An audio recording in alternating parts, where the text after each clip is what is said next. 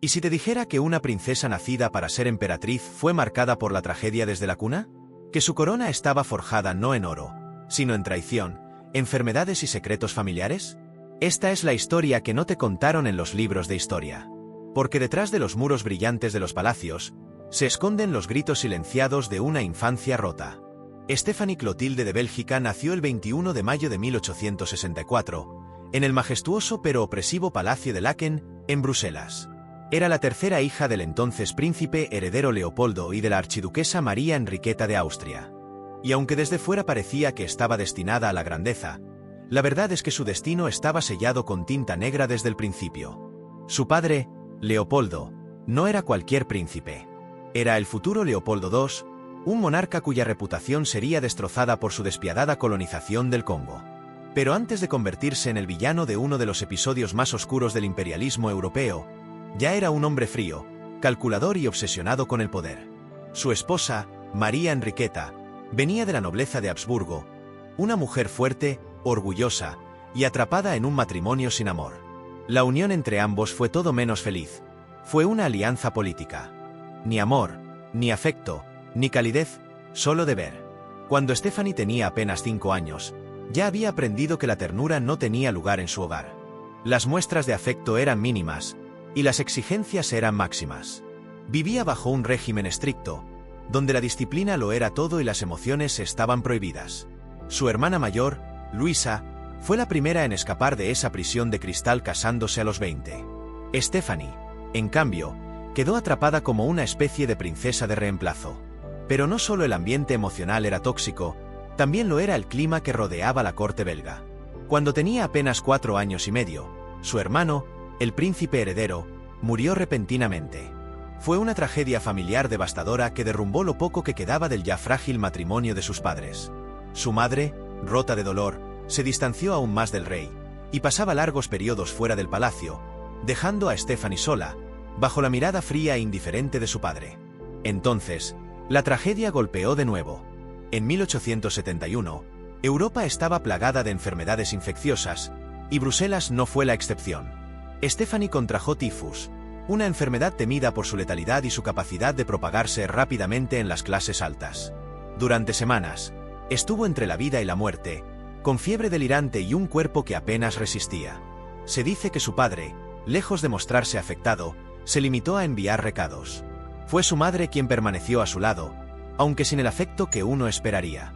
Contra todo pronóstico, Stephanie sobrevivió. Pero esa enfermedad dejaría marcas profundas no solo en su salud física, sino en su visión del mundo. Aprendió que incluso siendo princesa, era vulnerable, que su sangre azul no la protegía del dolor, ni de la muerte, ni de la soledad. A los 10 años, comenzó una educación estricta bajo tutores seleccionados personalmente por su padre. Lenguas, música, historia, matemáticas, etiqueta, todo bajo un régimen de exigencia brutal. No se le permitía llorar. No se le permitía dudar. Y lo más importante, no se le permitía decidir. Su destino ya estaba trazado, y ella solo debía obedecer. A medida que crecía, Stephanie fue desarrollando una mezcla de resentimiento y resignación. Era inteligente, lúcida y consciente de que su vida estaba siendo utilizada como ficha en un tablero de ajedrez político. A los 14 años, ya sabía que su matrimonio no sería por amor. Su madre le susurraba consejos fríos, como aprende a obedecer sin llorar o los sentimientos son para las sirvientas, no para las princesas. Y así, con esa carga emocional a cuestas, Stephanie fue empujada lentamente hacia el centro del escenario europeo. A finales de 1878, fue presentada oficialmente en sociedad, y su nombre comenzó a circular como posible esposa de nobles en varias cortes. No porque ella lo quisiera, sino porque su padre necesitaba asegurar alianzas. Y en ese juego cruel, ella era solo un peón más. Y entonces llegó Rudolf, el príncipe heredero del Imperio Austrohúngaro, hijo del emperador Francisco José y la emperatriz Sisi, una figura mítica por derecho propio. Rudolf tenía 20 años, y Stephanie apenas 14. Su primer encuentro fue calculado, diseñado para evaluar si ella sería digna. No hubo mariposas, ni sonrisas sinceras, ni emoción juvenil. Hubo frialdad, juicio y silencio incómodo. Pero la decisión ya estaba tomada. Stephanie sería su esposa. No importaba que ella aún fuera una niña. No importaba que él fuera un joven atormentado. No importaba que el amor estuviera ausente. Lo único que importaba era la sangre, la dinastía y los herederos. Y con eso, se selló el destino de una princesa cuya infancia nunca fue realmente suya. Una infancia que no tuvo juegos, ni caricias, ni ternura, solo deber, enfermedad y resignación. Porque cuando tu niñez está construida sobre ruinas, ¿cómo puede florecer algo sano? En una mañana fresca de primavera, el 21 de mayo de 1864, nacía en el Palacio de Laeken, Bruselas, la princesa Stephanie Clotilde de Bélgica. El palacio, envuelto en hiedra y tradición, retumbaba con la noticia. No era solo el nacimiento de una niña, era el nacimiento de una pieza más en el ajedrez de las monarquías europeas. Su llegada no fue recibida con la alegría inocente que despierta un recién nacido común. Fue recibida como un acontecimiento estratégico, una nueva carta para ser jugada cuando el tiempo fuera oportuno. Stephanie era la tercera hija del príncipe Leopoldo, heredero al trono de Bélgica, y de la archiduquesa María Enriqueta de Austria, una princesa de sangre Habsburgo. Desde que abrió los ojos, su mundo ya estaba definido por el peso de su linaje. La sangre que corría por sus venas no solo era azul. Era una amalgama de alianzas, compromisos, tratados y guerras ganadas o perdidas. Desde su nacimiento, se esperaba que Stephanie fuera un instrumento de diplomacia. En las cortes reales, las niñas no eran solo hijas. Eran futuros puentes entre imperios, monedas de cambio en negociaciones de paz o alianzas económicas. En su cuna tallada a mano, con sábanas de lino bordadas por monjas del convento real, Stephanie dormía ajena a los planes que ya se trazaban para su futuro. Un futuro en el que el amor no tendría lugar, y la libertad sería un lujo del que jamás gozaría. A su alrededor, el mundo bullía de tensión. Europa era un continente fracturado por imperios en expansión, tensiones nacionalistas, revoluciones fallidas y cambios industriales que transformaban reinos en potencias. Bélgica, joven y pequeña, necesitaba mantenerse relevante. Y para eso, sus alianzas debían ser tan estratégicas como sus fronteras. Stephanie no sería criada como una niña, sino como un símbolo, una futura emperatriz, una reina consorte, una firma en un documento que evitaría guerras o consolidaría poder. Sus primeros meses de vida estuvieron rodeados por ceremonias, visitas de embajadores y retratos oficiales. Cada gesto era observado. Cada pañal que se cambiaba era una acción cuidadosa en medio del teatro de la nobleza. No era una infancia, era una función coreografiada. Y Stephanie, aún sin palabras, ya estaba actuando. Para comprender el peso que cayó sobre los hombros de Stephanie desde su nacimiento, es necesario mirar el contexto de su país y, sobre todo, de su padre. Bélgica era una nación joven, apenas independiente desde 1830, surgida entre las grietas de imperios vecinos como Francia, Países Bajos y el coloso austríaco. Su ubicación estratégica la convertía en un terreno disputado, deseado y constantemente vigilado. Su neutralidad era su escudo, pero también su debilidad. En ese entorno nacía y crecía Leopoldo II, un príncipe que no se conformaría jamás con reinar un territorio tan pequeño. Ambicioso hasta la médula, frío como el mármol, y calculador como un banquero vienés, soñaba con convertir a Bélgica en una potencia colonial. No por el bien de su pueblo, sino por su ego. Quería construir una gloria que rivalizara con los grandes imperios de Europa. No podía expandirse en su propio continente, así que puso los ojos en África.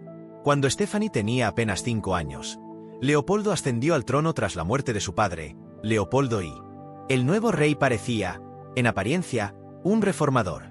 Embelleció Bruselas, ordenó la construcción de imponentes edificios públicos, parques y palacios. Ganó el apodo de Rey Constructor. Pero mientras transformaba la capital con mármol y vitrales, también comenzaba a tejer en silencio su verdadero proyecto: apoderarse del Congo. Utilizando una mezcla de diplomacia internacional, propaganda humanitaria y maniobras encubiertas, Leopoldo II logró lo impensable. En la conferencia de Berlín, convenció a las potencias europeas de que él, como monarca privado, debía administrar el Estado libre del Congo. No en nombre de Bélgica, sino a título personal. Allí, desató uno de los regímenes más brutales de la historia moderna. Millones de congoleños fueron sometidos a trabajos forzados, torturas, mutilaciones y hambre. Todo, para satisfacer la demanda europea de caucho y marfil. Años después, el mundo conocería la verdad. Pero para entonces, Stephanie ya se beneficiaba de las riquezas obtenidas con sangre africana. Dentro del palacio, sin embargo, este imperio oscuro era un tema silenciado. Su padre rara vez hablaba de África con sus hijas. Era un mundo separado, una realidad que Stephanie nunca pisaría, pero cuyas consecuencias la rodeaban todos los días. En los vestidos, las vajillas, los tapices, los lujos. Todo teñido por una sombra que, aunque invisible en su niñez, nunca la dejaría realmente. Si Stephanie aprendió algo desde pequeña, fue que el amor podía ser una ilusión cuidadosamente disimulada en los retratos familiares.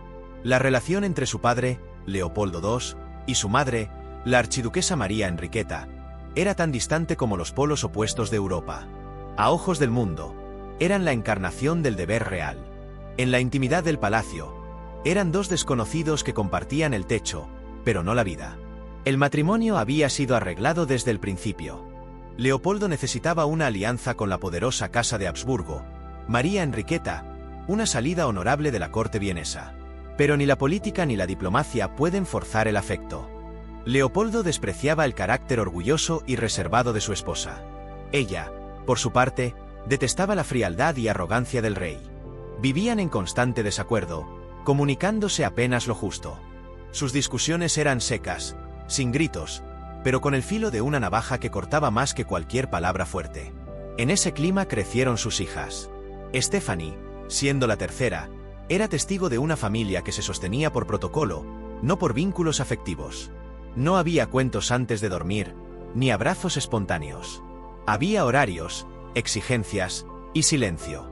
La figura materna estaba ausente por elección. María Enriqueta pasaba largos periodos fuera del palacio, refugiándose en retiros aristocráticos o entregada a sus pasiones ecuestres. Prefería los caballos a sus hijas. Literalmente. Por su parte, Leopoldo trataba a sus hijos como extensiones de su deber.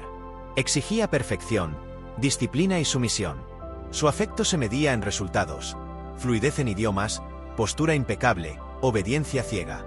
Stephanie apenas recordaba una sonrisa de su padre, y cuando la hubo, venía acompañada de un juicio. Muy bien, pero aún no es suficiente.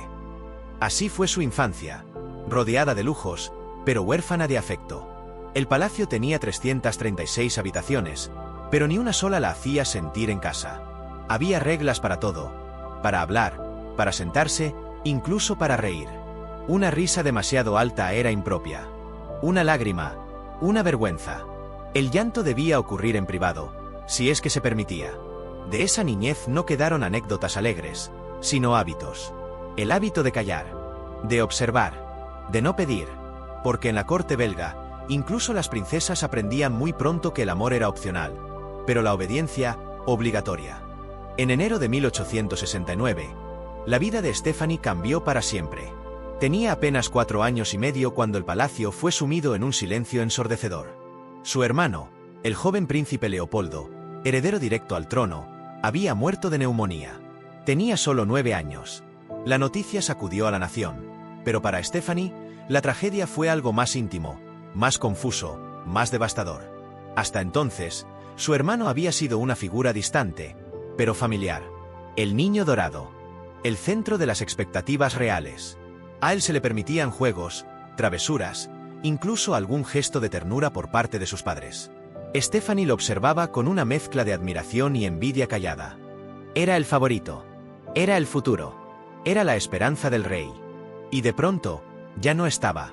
La muerte del príncipe heredero no solo abrió una grieta en la línea sucesoria, abrió un abismo en la familia. Leopoldo II, que ya era distante, se volvió aún más rígido, más frío, más obsesivo. El dolor lo endureció. Se encerró en sus deberes, y canalizó su frustración en la exigencia extrema hacia sus hijas. María Enriqueta, por su parte, cayó en un luto gélido. No gritó, no lloró en público. Simplemente desapareció emocionalmente. Se convirtió en una sombra que rondaba los pasillos del palacio, ausente incluso cuando estaba presente. Stephanie no entendía el vacío, pero lo sentía. Su entorno cambió. Las sirvientas hablaban en susurros. Las risas fueron prohibidas durante meses. El comedor se volvió un sitio sombrío donde nadie miraba a nadie. Y aunque era demasiado joven para comprender el significado completo de la muerte, algo dentro de ella se quebró. Fue la primera vez que sintió que la vida podía arrebatar sin previo aviso, que incluso siendo princesa, El mundo podía desmoronarse sin pedir permiso. Con la pérdida del heredero varón, las expectativas empezaron a deslizarse, lentamente, hacia las hijas. Stephanie sintió la presión sin saber nombrarla. El vacío que dejó su hermano se convirtió en un espacio que debía llenar con perfección, obediencia y utilidad política. No por elección, sino porque ya no había nadie más. Así, la muerte no solo le robó un hermano, le robó su niñez. Desde ese día, dejó de ser simplemente Stephanie. Comenzó su transformación silenciosa en una ficha de sucesión. En una princesa que debía ser algo más. Algo que ni siquiera entendía. En la década de 1870, Europa aún vivía bajo la sombra de enfermedades que desafiaban a la ciencia, a la nobleza y a la esperanza. Aunque la medicina avanzaba, las epidemias seguían cobrando vidas con una crueldad silenciosa. El tifus, la viruela, el cólera, la temida muerte azul, eran amenazas constantes. Ni siquiera los palacios eran inmunes. Y a los 6 años, Stephanie lo descubriría de la forma más brutal. Bruselas fue azotada por una ola de tifus que se extendió rápidamente por las clases altas, traída por sirvientes o personal doméstico que, a su vez, lo contrajeron en zonas más humildes. El virus entró al palacio de Laeken disfrazado de rutina. Un pañuelo, una caricia, una bandeja servida. Y Stephanie cayó enferma. Lo que comenzó como fiebre leve se convirtió rápidamente en una pesadilla. En cuestión de días, su temperatura subió a niveles peligrosos. Deliraba.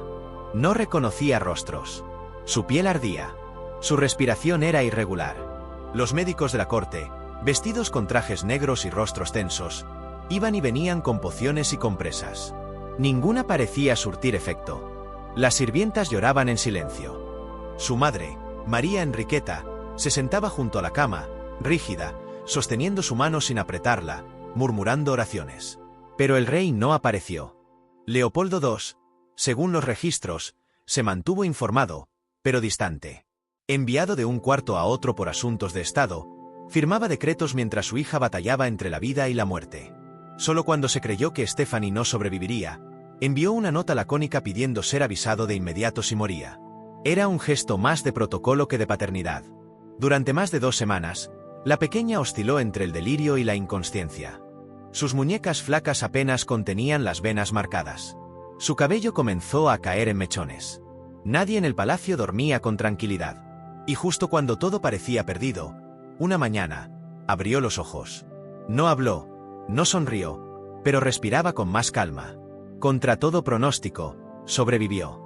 La recuperación fue lenta, y el cuerpo de Stephanie jamás volvió a ser el mismo. Pero el verdadero daño fue invisible. En esas semanas aprendió, sin palabras, que su existencia no era indispensable, ni siquiera para su padre. Aprendió que el dolor no conmueve a los poderosos. Y aprendió, quizás, que sobrevivir no siempre significa vivir. Cuando Stephanie recuperó la salud, no hubo celebración. No hubo tregua. Solo una nueva rutina, más severa y estructurada que nunca. La princesa sobreviviente debía estar a la altura de la nueva carga que la historia le había impuesto. Crecer rápido, sin margen para la fragilidad. A los 7 años, fue integrada de lleno a un régimen de educación real tan riguroso como impersonal. Su día comenzaba antes del amanecer. A las 6 de la mañana ya estaba vestida, peinada y sentada frente a su primer tutor. La jornada incluía clases de gramática francesa, alemán, latín, historia, geografía, matemáticas, música, religión católica y, por supuesto, etiqueta. Pero no bastaba con aprender. Debía destacar. Los tutores eran severos y evaluaban cada palabra que pronunciaba. Se esperaba perfección en la pronunciación, postura, modales y, por supuesto, obediencia. Una respuesta incorrecta no generaba corrección, sino decepción. Y esa decepción era más dolorosa que cualquier castigo físico. Las interrupciones no existían. Si tenía fiebre, estudiaba. Si tenía sueño, se le recordaba que las princesas no se quejaban. El juego no estaba prohibido oficialmente, pero no era incentivado. Los pasatiempos eran tiempo improductivo a los ojos del rey. Su madre, más centrada en sus caballos que en la crianza, apenas intervenía. La infancia de Stephanie no se construyó sobre cuentos, sino sobre tratados históricos, manuales de etiqueta y catecismos. Cada tarde, tras sus clases, debía asistir a funciones o reuniones oficiales como simple espectadora, pero bajo evaluación constante. ¿Cómo se sentaba? Cómo saludaba, cómo sonreía. Todo era examinado, anotado, criticado. No había lugar para la espontaneidad. Si alguna vez reía de más, era corregida. Si lloraba, era ignorada. Los jardines del palacio, amplios y majestuosos, eran territorio prohibido a menos que fuese una caminata controlada con su institutriz. Incluso las cartas que escribía eran revisadas. La privacidad era un lujo que ni una princesa podía permitirse. Así fue moldeada Stephanie, no con amor, sino con expectativa. No con afecto, sino con exigencia. Aprendió a esconder el miedo, a disimular el fastidio, a mentir con cortesía. A los 10 años, ya tenía la mirada de alguien que había aprendido a no esperar consuelo. No era una niña, era un proyecto, una preparación, una futura pieza imperial, lista para ser usada. A medida que los años pasaban, Stephanie desarrollaba una habilidad peligrosa, la de sentir sin mostrarlo. Lo que no se decía, no existía. Lo que se callaba, no dolía. Esa era la regla tácita del palacio, y ella la aprendió con rapidez alarmante. Su rostro comenzó a congelarse en una expresión de serenidad imperturbable, como si nunca tuviera dudas, rabia ni tristeza. Pero dentro, se gestaba una tormenta silenciosa. Cada vez que observaba cómo su madre partía sin despedirse para pasar meses en retiros aristocráticos o competencias ecuestres, sentía una punzada que no podía nombrar. No lloraba. Se limitaba a mirar por la ventana, a esperar, a fingir que no dolía, porque ya había entendido que llorar no resolvía nada, que pedir afecto era perder dignidad, y que una princesa que necesitaba consuelo era vista como una debilidad del sistema. En las pocas ocasiones que intentó mostrar emociones, una vez rompió en llanto por una muñeca rota, otra por el frío extremo durante una caminata obligatoria. La reacción fue siempre la misma: silencio y corrección. Compórtate como una dama. No seas melodramática. Las lágrimas son para el servicio. Frases que perforaban más que cualquier castigo. Para protegerse, Stephanie comenzó a hablar cada vez menos. Se convirtió en una niña introspectiva, observadora, calculadora. Tomaba nota mental de los gestos de aprobación y de los que eran castigados.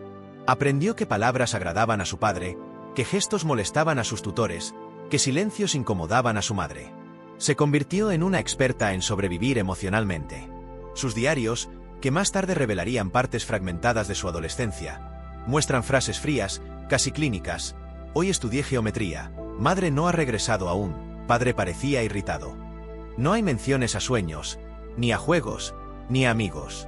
La infancia emocional de Stephanie fue como una habitación sin ventanas, funcional, pero opresiva. Incluso con sus hermanas, la conexión era superficial. Todas sabían que algún día serían separadas por matrimonios arreglados. No había lugar para lealtades afectivas duraderas. Cualquier lazo era visto como una futura debilidad. Y así, con apenas 12 años, Stephanie se había convertido en una pequeña especialista del disimulo. No porque quisiera, sino porque era la única forma de sobrevivir en una corte donde sentir era peligroso. Y donde el silencio no solo era norma, sino escudo. A los 14 años, la vida de Stephanie dio un giro que ya se venía gestando en los pasillos de mármol del Palacio de Laeken. Su presentación oficial en sociedad. No fue una ceremonia alegre, sino un ritual cuidadosamente orquestado. Desde el vestido hasta el tono de voz, todo debía reflejar que Stephanie ya no era una niña. Era una pieza lista para entrar en el juego geopolítico europeo. Durante semanas, se la preparó para brillar, pero no por personalidad, sino por control. Su vestido fue elegido por diseñadores de la corte vienesa, no por capricho estético, sino para evocar la unidad belga-austríaca. Se ensayaron saludos, reverencias, sonrisas. Se le recordó que debía parecer accesible, pero no vulnerable, educada, pero no demasiado ingeniosa. Una línea peligrosa que debía aprender a caminar sin errores. La presentación fue un éxito en términos diplomáticos. La joven Stephanie impresionó a embajadores y miembros de casas reales con su porte, sus idiomas y su obediencia. Pero detrás de la máscara impecable, algo se rompía en ella. Esa noche, según escribió años después, se sintió como si la hubieran sacado al escenario a ser evaluada como una obra de arte, no como una persona. Lo que Stephanie no sabía era que desde hacía meses su nombre ya circulaba por las cortes europeas como una posible candidata para matrimonio. Su padre había comenzado a negociar en secreto con la Casa Imperial Austrohúngara.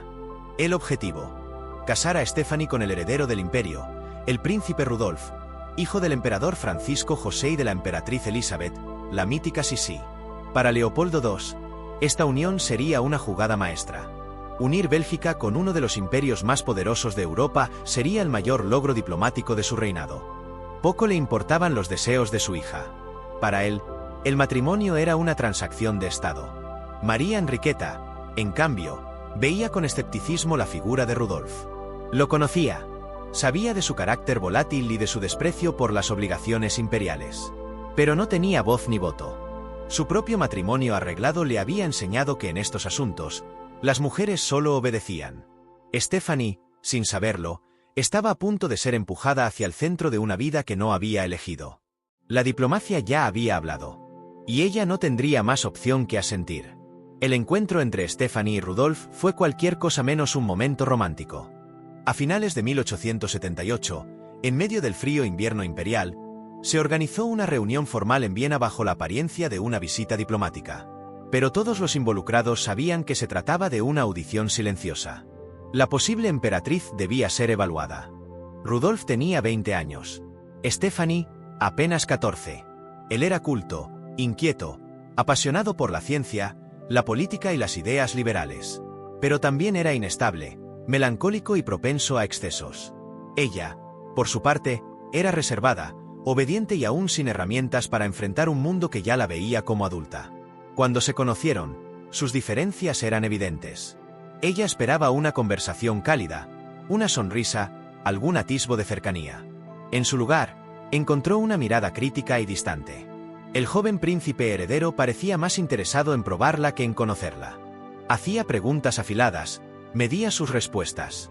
En ningún momento mostró afecto o curiosidad genuina. Stephanie, fiel a su entrenamiento, mantuvo la compostura, pero su interior se derrumbaba. No era amor a primera vista. Era incomodidad a primer silencio. Rudolf, por su parte, quedó satisfecho, no tanto por ella, sino por su utilidad. Era hija de un rey. Católica.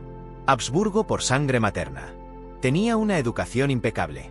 No era brillante, pero sí moldeable. Y eso era justo lo que necesitaba una corte deseosa de estabilidad. Tras ese encuentro, comenzaron los movimientos formales para sellar el compromiso. A Stephanie no se le pidió opinión. Recibió la noticia con una mezcla de resignación y desconcierto. Había escuchado historias de princesas casadas por conveniencia, pero ahora era ella quien iba camino a convertirse en una de ellas. Su vida, una vez lejana al drama romántico, se encaminaba a una unión sin amor. En privado, escribió en su diario una frase tan breve como dolorosa. Él es correcto. Yo soy adecuada. Nada más se necesita. Era la confirmación de que lo que sentía no tenía lugar. Su corazón no importaba. Importaba el linaje, la política, el deber. Y ella lo aceptó. Porque, al fin y al cabo, cuando tuvo otra opción. Así, con 14 años y una mirada vacía, Stephanie fue sellando su entrada definitiva a un destino de apariencias, donde el matrimonio sería solo una extensión más de la represión que ya conocía desde niña. La infancia de Stephanie terminó antes de tiempo. No hubo un día específico, ni un evento claro. Fue un proceso lento, como una vela que se apaga sin que nadie lo note, dejando solo el olor a cera quemada. A los 14 años, ya era una joven destinada al altar de la diplomacia, sin haber experimentado el simple gozo de la libertad, del juego o del afecto incondicional. Mientras otras niñas soñaban con cuentos de hadas, ella vivía atrapada en uno donde el príncipe era una obligación y el castillo, una prisión. Sus días se medían en protocolos, sus noches, en pensamientos que no podía compartir con nadie. En las paredes doradas del Palacio de Laeken no había lugar para el consuelo. Solo expectativas. Con el compromiso con Rudolf ya en marcha, Stephanie entendió que su vida no le pertenecía. Cada paso había sido decidido por otros. Su educación, su entorno, sus deberes, incluso su cuerpo. Su infancia había sido una antesala silenciosa al sacrificio. No porque eligiera entregarse, sino porque desde que nació le enseñaron que era lo correcto.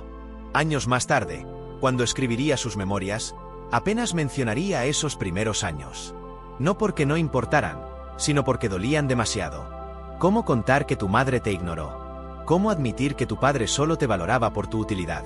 ¿Cómo aceptar que aprendiste a disimular emociones antes que a sentirlas?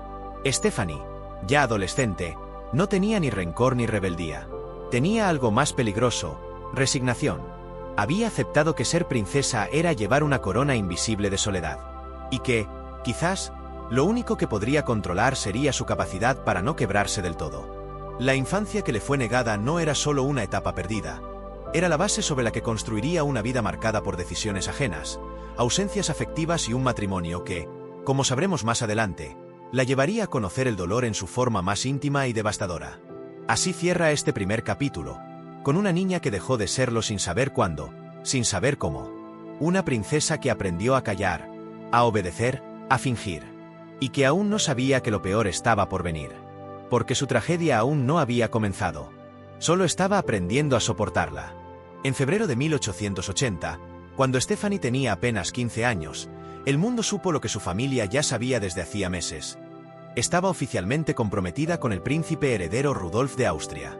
La noticia recorrió Europa como una corriente eléctrica. No era solo un anuncio romántico, era un movimiento geopolítico cuidadosamente calculado. Bélgica, una nación pequeña con un rey ambicioso, se unía simbólicamente a uno de los imperios más poderosos del continente. Para Leopoldo II, era el golpe maestro de su estrategia diplomática. Su hija, su peón silencioso, estaba ahora en el tablero mayor. Y él, por supuesto, se consideraba el verdadero jugador. El compromiso no surgió del afecto ni del deseo. Surgió de documentos, intereses cruzados y negociaciones extensas entre diplomáticos, obispos y consejeros imperiales. Las cartas cruzadas entre Bruselas y Viena estaban llenas de términos como ventaja estratégica, sangre real y aseguramiento de la sucesión. Nadie preguntó cómo se sentía Stephanie. Nadie consideró si Rudolf estaba preparado emocionalmente para el matrimonio. La ceremonia de compromiso fue una fiesta grandiosa, pero detrás de cada copa de champán y cada saludo cortés, se escondía una realidad incómoda. Stephanie apenas conocía a su prometido. Lo había visto una vez, lo había escuchado hablar de política y de cazas, y había recibido una reverencia fría. No había gestos de cariño, solo expectativas. Los asistentes hablaban más del vestido que de los novios, más del menú que de sus sonrisas. Era evidente, no estaban allí por amor, estaban allí por lo que representaban. Dos jóvenes que simbolizaban la unión entre dos casas reales. Dos cuerpos destinados a producir un heredero. Nada más. En su diario, Stephanie anotó una frase que nunca olvidaría. Estoy comprometida con un imperio, no con un hombre. Y tenía razón. Rudolf, mientras tanto, parecía aceptar su destino con igual resignación. Sabía que su vida estaba regida por deberes, no deseos. Ambos eran víctimas de un sistema que no contemplaba el amor como opción válida. Así comenzó la cuenta regresiva hacia una boda imperial que marcaría el inicio del fin. Una unión que el mundo celebraría como un triunfo diplomático, pero que, en el corazón de sus protagonistas, ya latía con el presagio del fracaso. El 10 de mayo de 1881, Viena se vistió de gala para presenciar lo que prometía ser uno de los eventos más espectaculares del siglo. La boda entre la princesa belga Stephanie y el archiduque heredero Rudolf. Las calles estaban abarrotadas. Campanas repicaban. Cañones disparaban salvas de honor. Era una celebración imperial en toda regla. Pero mientras el pueblo celebraba, en lo más profundo del corazón de la novia, no había alegría. Solo un miedo seco, disfrazado de obediencia. La ceremonia se realizó en la iglesia de los Agustinos, el lugar reservado para las bodas reales de la Casa de Habsburgo. Todo fue grandioso. Los coros, los trajes, los banquetes, las joyas. Los invitados incluían reyes, emperadores y duques de toda Europa. Stephanie, con apenas 17 años y a punto de cumplirlos oficialmente, parecía una muñeca perfectamente vestida, perfectamente entrenada, perfectamente resignada. Su vestido, bordado con hilo de plata, llevaba encajes traídos desde Flandes. Su velo, sujetado por una tiara de diamantes, ocultaba un rostro que no brillaba de ilusión, sino de contención. No era timidez, era algo más hondo. Era la certeza de que su vida ya no le pertenecía. Rudolf, por su parte, mostraba un semblante firme, incluso amable ante el público. Pero quienes lo conocían sabían que sus pensamientos estaban en otra parte. Su mente no estaba con Stephanie. Estaba con sus pasiones políticas, sus lecturas liberales, su desencanto hacia la corte y su creciente oscuridad interior. En los pasillos del Hofburg, donde se celebró el banquete, los cuchicheos eran inevitables. Algunos comentaban la juventud de la novia. Otros, la distancia evidente entre los recién casados.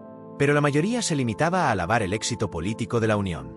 Era la alianza perfecta, la pieza que consolidaba el mapa diplomático. Todo lo demás era irrelevante.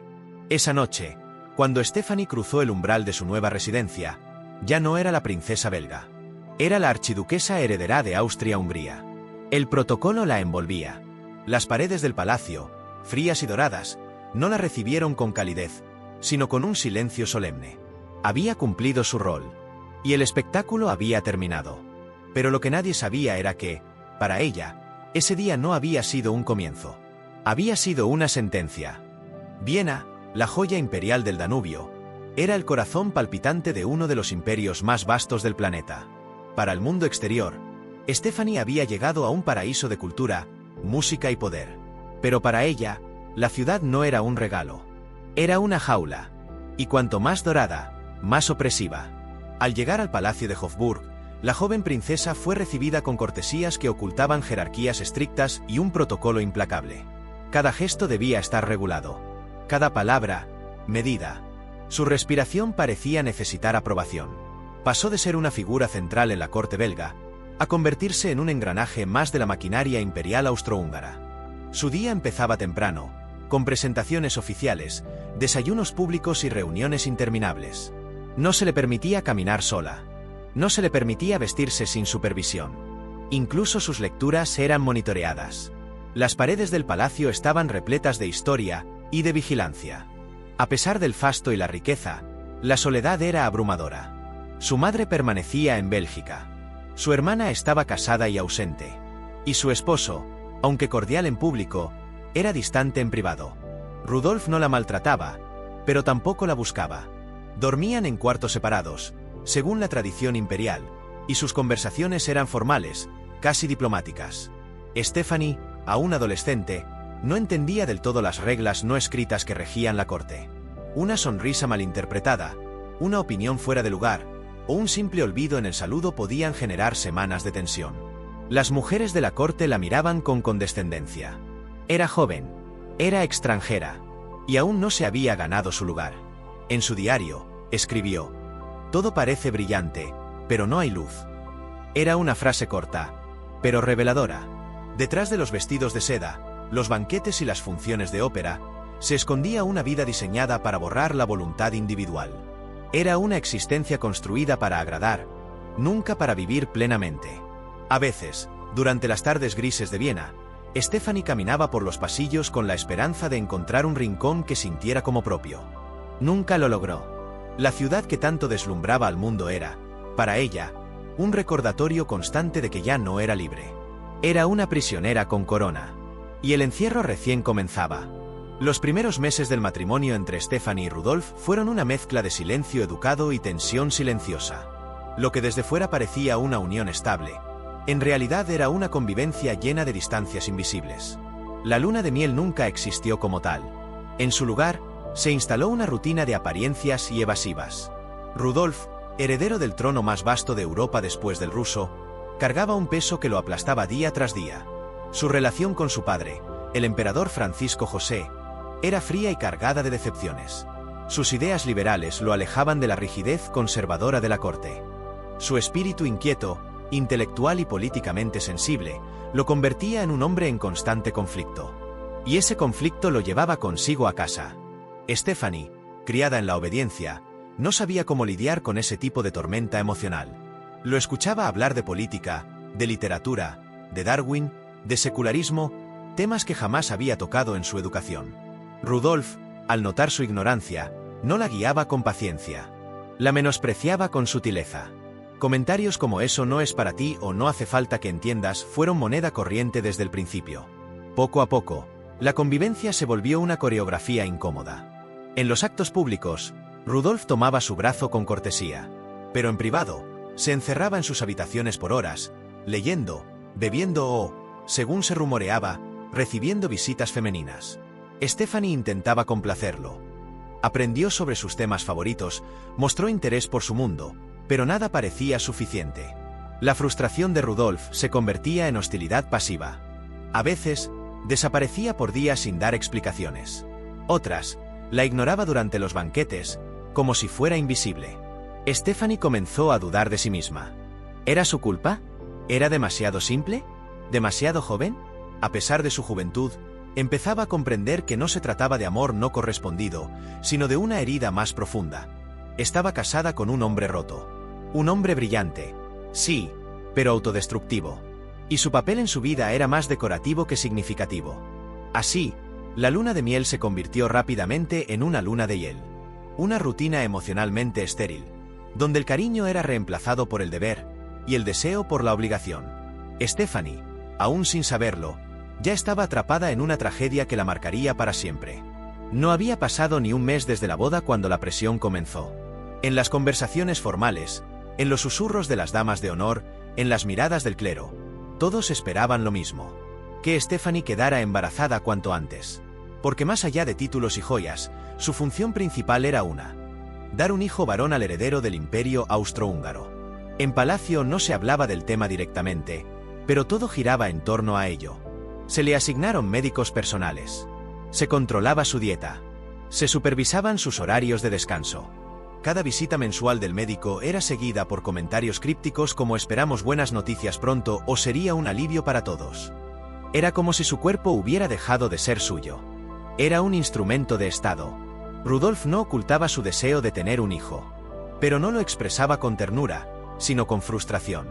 Para él, un heredero varón era una forma de garantizar su posición frente a su padre. Su legado. Su victoria personal ante un sistema que lo despreciaba. Stephanie, al principio, compartía el anhelo. Quería ser útil. Quería ser aceptada. Pero con el paso del tiempo, esa esperanza se transformó en ansiedad. Cada mes que pasaba sin embarazo, el silencio se hacía más pesado. La corte comenzaba a murmurar. ¿Estaba enferma? ¿Era estéril? ¿Acaso no estaba haciendo su parte? Rudolf, que ya era distante, se volvió aún más ausente. Empezó a llegar más tarde, a pasar más tiempo fuera del palacio. Las sospechas sobre sus infidelidades ya no eran rumores. Eran realidades incómodas que todos conocían y nadie discutía. Stephanie se sentía sola, vigilada, juzgada. Y lo peor era que no podía hablar con nadie. Su madre, en Bélgica, le respondía con cartas frías llenas de frases como «sé fuerte» o «cumple tu deber». Las mujeres de la corte la trataban con condescendencia, como si ya hubiese fallado en su rol primordial.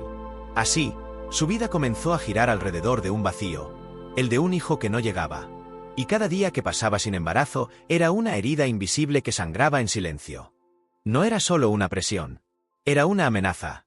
Porque si no cumplía con su función biológica, su lugar en la corte, y en la historia, quedaría reducido a una nota al pie. A una promesa incumplida.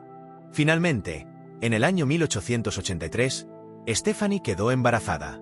La corte respiró con alivio. Las miradas inquisitivas se convirtieron en sonrisas tensas, y por primera vez desde su llegada a Viena, la joven archiduquesa sintió una tregua. Estaba cumpliendo su propósito. Era, por fin, útil. El embarazo fue monitoreado al detalle. Cada movimiento, cada síntoma, cada antojo fue registrado por los médicos imperiales. El bienestar de la madre importaba, pero el verdadero interés estaba en el bebé. Todos esperaban un varón.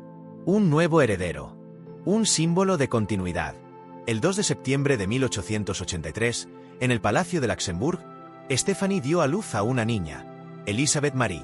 La pequeña, de mejillas rosadas y ojos inquietos, fue recibida con los honores debidos a una descendiente de emperadores. Pero en el rostro de Rudolf no hubo emoción. Solo una decepción apenas disimulada. Él había deseado un hijo. Había fantaseado con un heredero fuerte, un símbolo de desafío frente a su padre. Y en cambio, recibió una hija. Una niña que, aunque noble por sangre, no podía heredar el trono. En su visión patriarcal del poder, aquello no era una bendición. Era una derrota. Stephanie, aún débil por el parto, lo notó de inmediato. Rudolf no la abrazó. No celebró. No habló del futuro con ilusión. Solo pronunció, según testigos, una frase seca: una niña, claro. Esa indiferencia la atravesó más que cualquier dolor físico. Había cumplido su función, pero el resultado no era suficiente. A pesar de todo, Stephanie se volcó completamente en su hija. La llamaba cariñosamente Ersi, y la cuidaba con un afecto que ella misma nunca había recibido de niña. En esos primeros meses, la maternidad le ofreció un refugio emocional, un espacio donde podía ser ella misma, sin etiquetas ni protocolos. Pero ese oasis era frágil. La corte apenas prestaba atención a Elizabeth. Y Rudolf, cada vez más distante, reanudó sus hábitos nocturnos, sus lecturas solitarias y, sobre todo, sus escapadas misteriosas. Stephanie entendía el mensaje. Una hija no era suficiente para reparar un matrimonio roto antes de comenzar. El nacimiento de Earthsea no unió a la pareja. Solo dejó al descubierto las grietas profundas que ya estaban allí. Y confirmó algo doloroso para Stephanie. Que, incluso en la maternidad, ella sería siempre una decepción para el imperio y para el hombre que debía llamarla esposa. En la corte imperial de Viena, la vida privada era una ilusión. No existía. Todo estaba arreglado, observado, reportado. Para Stephanie, el matrimonio con Rudolf no solo significó compartir la vida con un hombre emocionalmente ausente, sino vivir bajo la constante mirada de un sistema diseñado para controlar cada aspecto de su existencia. Desde la disposición de los muebles en sus habitaciones hasta los horarios en que debía presentarse ante el emperador, cada detalle de su rutina era dictado por la etiqueta imperial. No podía improvisar. No podía decidir. Las órdenes llegaban desde un protocolo rígido que ni siquiera Rudolf desafiaba completamente. A pesar de que eran marido y mujer, vivían separados en casi todo. Dormían en alas distintas del palacio. Las cenas eran formales, muchas veces en silencio, acompañadas por criados que nunca salían de la sala. Las conversaciones privadas eran raras y, cuando ocurrían, estaban filtradas por la tensión y el desapego. Incluso sus reuniones como pareja eran, en ocasiones, agendadas por terceros. El emperador Francisco José esperaba discreción y compostura. La emperatriz Sisi, madre de Rudolf, tenía una relación distante con Stephanie, marcada por la competencia silenciosa y el juicio constante. La joven princesa era vista más como una herramienta dinástica que como una mujer real. Y eso lo sentía cada vez que intentaba ejercer su rol con algo de autonomía. Quiso redecorar una habitación y se lo prohibieron.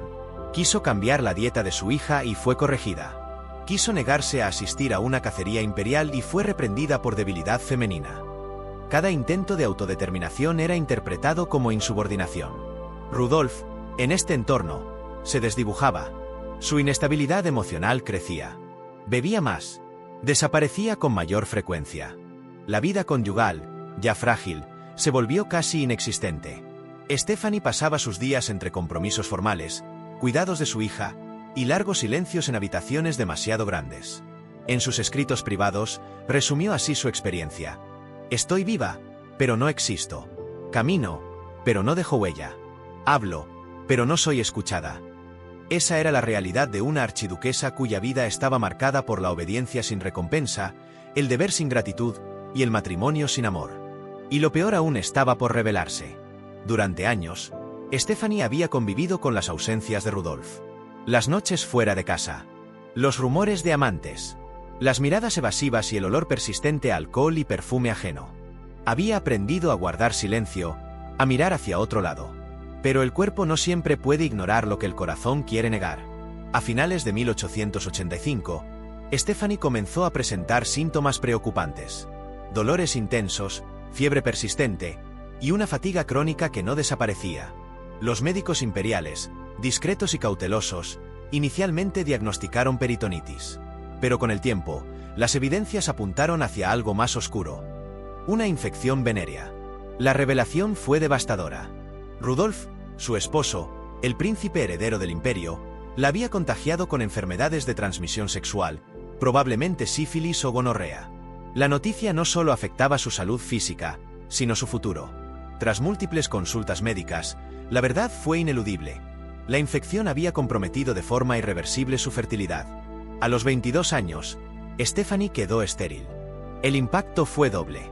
Por un lado, la humillación de haber sido contagiada por su esposo, públicamente admirado, pero en privado sumido en la decadencia.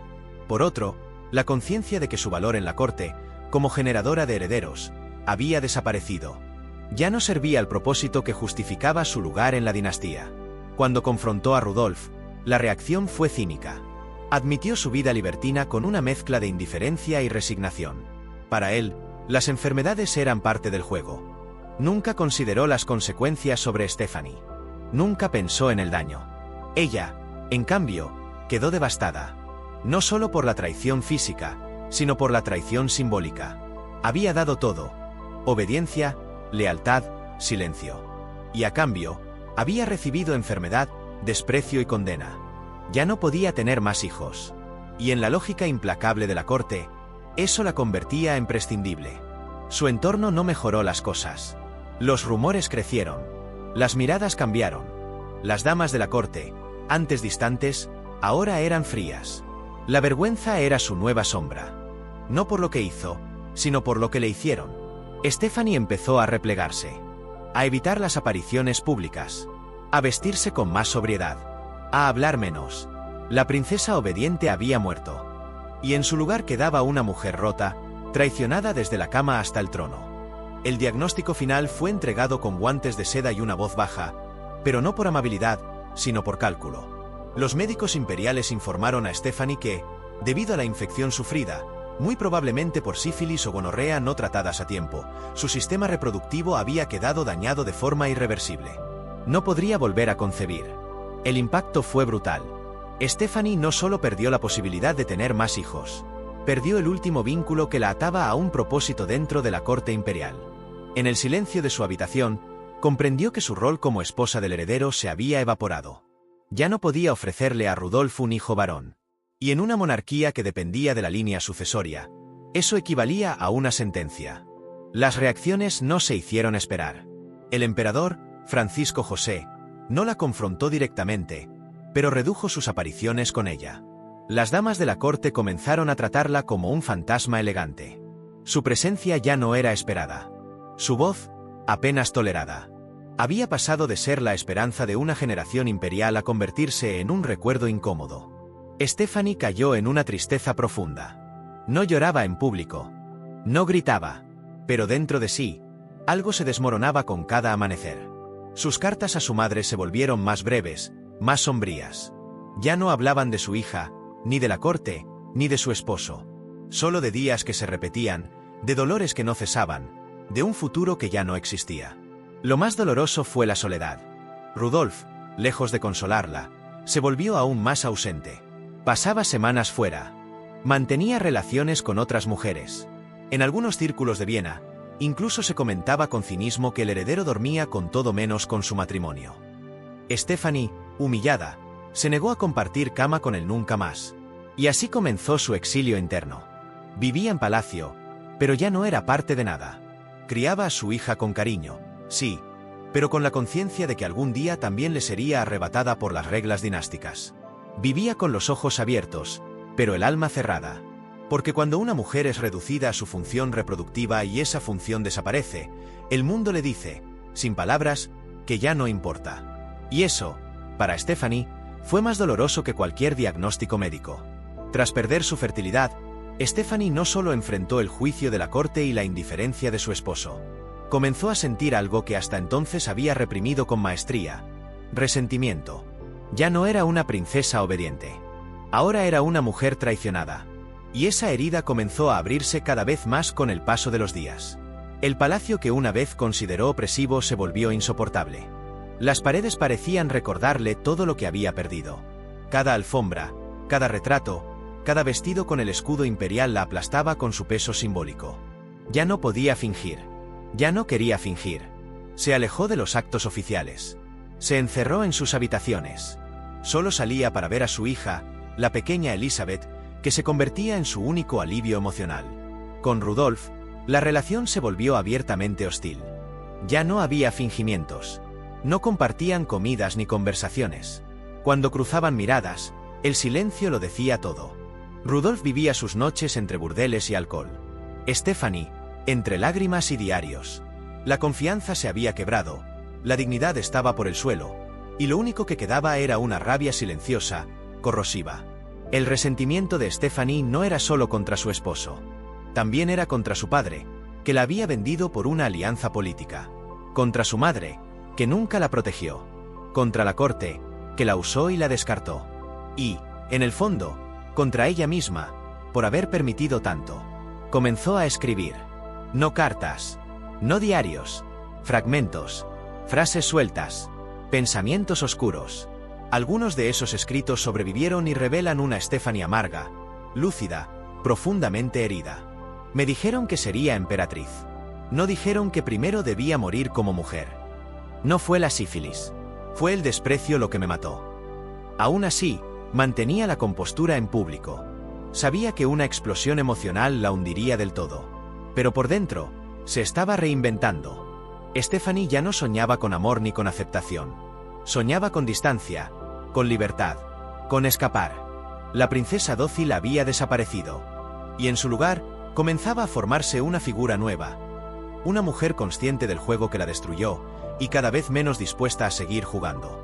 Este no fue el final de su historia. Fue el principio del conflicto real. Porque cuando el corazón se rompe del todo, no queda espacio para el miedo. Solo para la verdad. A finales de la década de 1880, Viena se convirtió en un hervidero de rumores.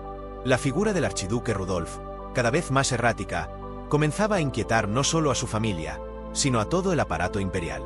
Las apariciones públicas eran cada vez más esporádicas, su comportamiento más impredecible, y su vida privada, más escandalosa. Entre los murmullos que cruzaban pasillos y salones, uno empezó a destacarse por encima del resto. Rudolf tenía una amante fija, mucho más joven que él. No una cortesana pasajera, sino una muchacha de la nobleza vienesa. Los detalles eran vagos al principio, pero con el tiempo, el nombre comenzó a circular con claridad entre la aristocracia. Mary Betsera. Para muchos en la corte, no era una sorpresa. Rudolf llevaba años teniendo relaciones extramatrimoniales. Su inclinación por la compañía femenina era conocida, así como su desprecio hacia el matrimonio con Stephanie. Lo que preocupaba ahora era la intensidad del vínculo con esta joven en particular. Mary no era simplemente una aventura. Era una obsesión. Los sirvientes del palacio comentaban que Rudolf recibía cartas perfumadas, que desaparecía por días sin explicación, que su humor dependía de sus encuentros con ella. Su salud mental, ya deteriorada por años de excesos, comenzaba a mostrar señales alarmantes. Aislado, paranoico, profundamente decepcionado con la política del imperio, Rudolf parecía aferrarse a Mary como último refugio emocional. La prensa, aunque censurada, empezó a insinuar que algo ocurría. Columnas veladas hablaban de la juventud que captura al heredero y las pasiones que nublan el deber imperial. Stephanie, por su parte, ya lo sabía. No necesitaba confirmación. Lo veía en los ojos de su esposo, en su silencio, en su ausencia constante. Intentó fingir. Por la corte. Por su hija. Por la apariencia. Pero el fantasma de Mary Betsera comenzaba a ocupar cada rincón de su matrimonio muerto. Ya no solo era una traición. Era una sustitución emocional total. El escándalo, sin embargo, aún no había estallado públicamente. Pero los que sabían leer entre líneas entendían que algo grave se estaba gestando. Porque cuando un heredero empieza a amar como un hombre desesperado, y no como un príncipe educado, el peligro no es solo romántico. Es histórico. Y Rudolf, cada vez más frágil, caminaba directo hacia el abismo. Mary Betsera tenía apenas 17 años cuando conoció al príncipe heredero Rudolf. Era joven, hermosa, y sobre todo, impresionable. Criada en la aristocracia vienesa, había crecido rodeada de historias sobre la familia imperial. Para ella, Rudolf no era solo un hombre. Era un sueño hecho realidad. Una fantasía que pronto se volvería peligrosa. Se conocieron en un evento social, y desde el primer momento, Mary quedó fascinada. Rudolf, ya con 30 años, vivía una crisis existencial profunda. Había perdido toda fe en el sistema, en su familia, incluso en su futuro. Pero en Mary encontró algo inesperado: devoción absoluta. Ella lo admiraba, lo idealizaba, lo idolatraba.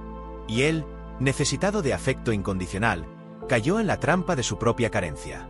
Lo que comenzó como un coqueteo creció rápidamente en intensidad. Rudolf no la trató como una amante ocasional. La escribía, la visitaba, le prometía cosas que no podía cumplir. Le hablaba de política, de su desprecio por el imperio, de su deseo de escapar. Mary, en su ingenuidad, lo creyó todo. Para ella, esto no era un juego. Era amor verdadero. Empezó a firmar cartas como tu esposa en el alma. Fantaseaba con un futuro juntos, incluso fuera de Austria. Algunos historiadores sostienen que Mary soñaba con un suicidio conjunto como acto de redención romántica. Otros piensan que simplemente fue manipulada por un hombre emocionalmente roto. Sea como sea, estaba completamente entregada. La relación se convirtió en un secreto a voces. Los sirvientes del palacio sabían que algo ocurría. Las escapadas a Mayerlind, un pabellón de caza alejado del bullicio de Viena, se hicieron más frecuentes. Allí, Rudolf y Mary pasaban horas, días, en un mundo paralelo sin reglas, sin protocolos, sin juicio. Un mundo privado y oscuro. Stephanie, mientras tanto, veía cómo su esposo se alejaba por completo. Ya no fingía, no ocultaba sus ausencias, ni sus preferencias. La corte se dividía entre quienes lo consideraban una crisis pasajera y quienes veían en esto un preludio de tragedia. Y tenían razón, porque lo que unía a Rudolf y Mary no era el amor sano. Era la desesperación compartida. Dos almas atrapadas en sus propias heridas, creando una ilusión que solo podía terminar en ruina.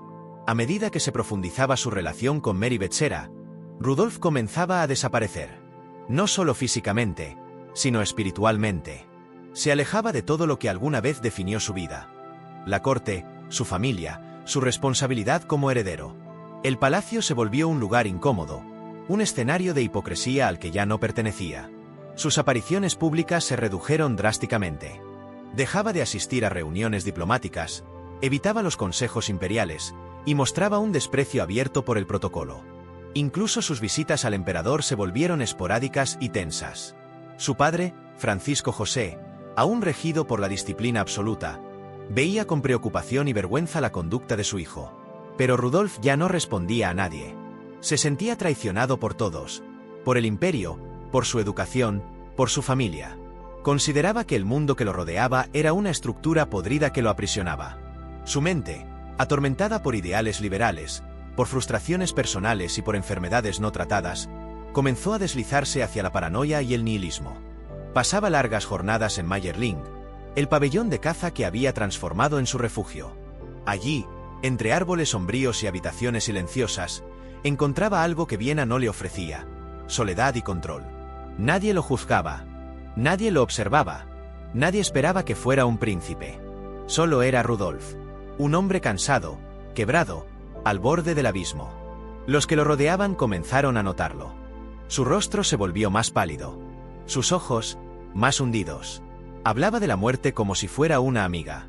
Citaba a filósofos existencialistas. Hacía bromas macabras en cenas formales. Y, en la intimidad, escribía cartas con frases que helaban la sangre. Estoy rodeado de sombras o la vida no es más que una prisión disfrazada de oro. Stephanie, aunque excluida, percibía el deterioro. No había odio en ella, solo impotencia. No podía alcanzarlo, no podía rescatarlo. Ya no era su esposo. Era un extraño consumido por la oscuridad. Y mientras Rudolf se hundía en sí mismo, el imperio seguía su curso, como si no viera que su heredero estaba al borde del colapso. Porque en las cortes reales, el espectáculo debía continuar, incluso cuando uno de sus protagonistas ya había escrito su escena final. Pese a la distancia emocional, las humillaciones y los años de indiferencia, Stephanie no se rindió de inmediato.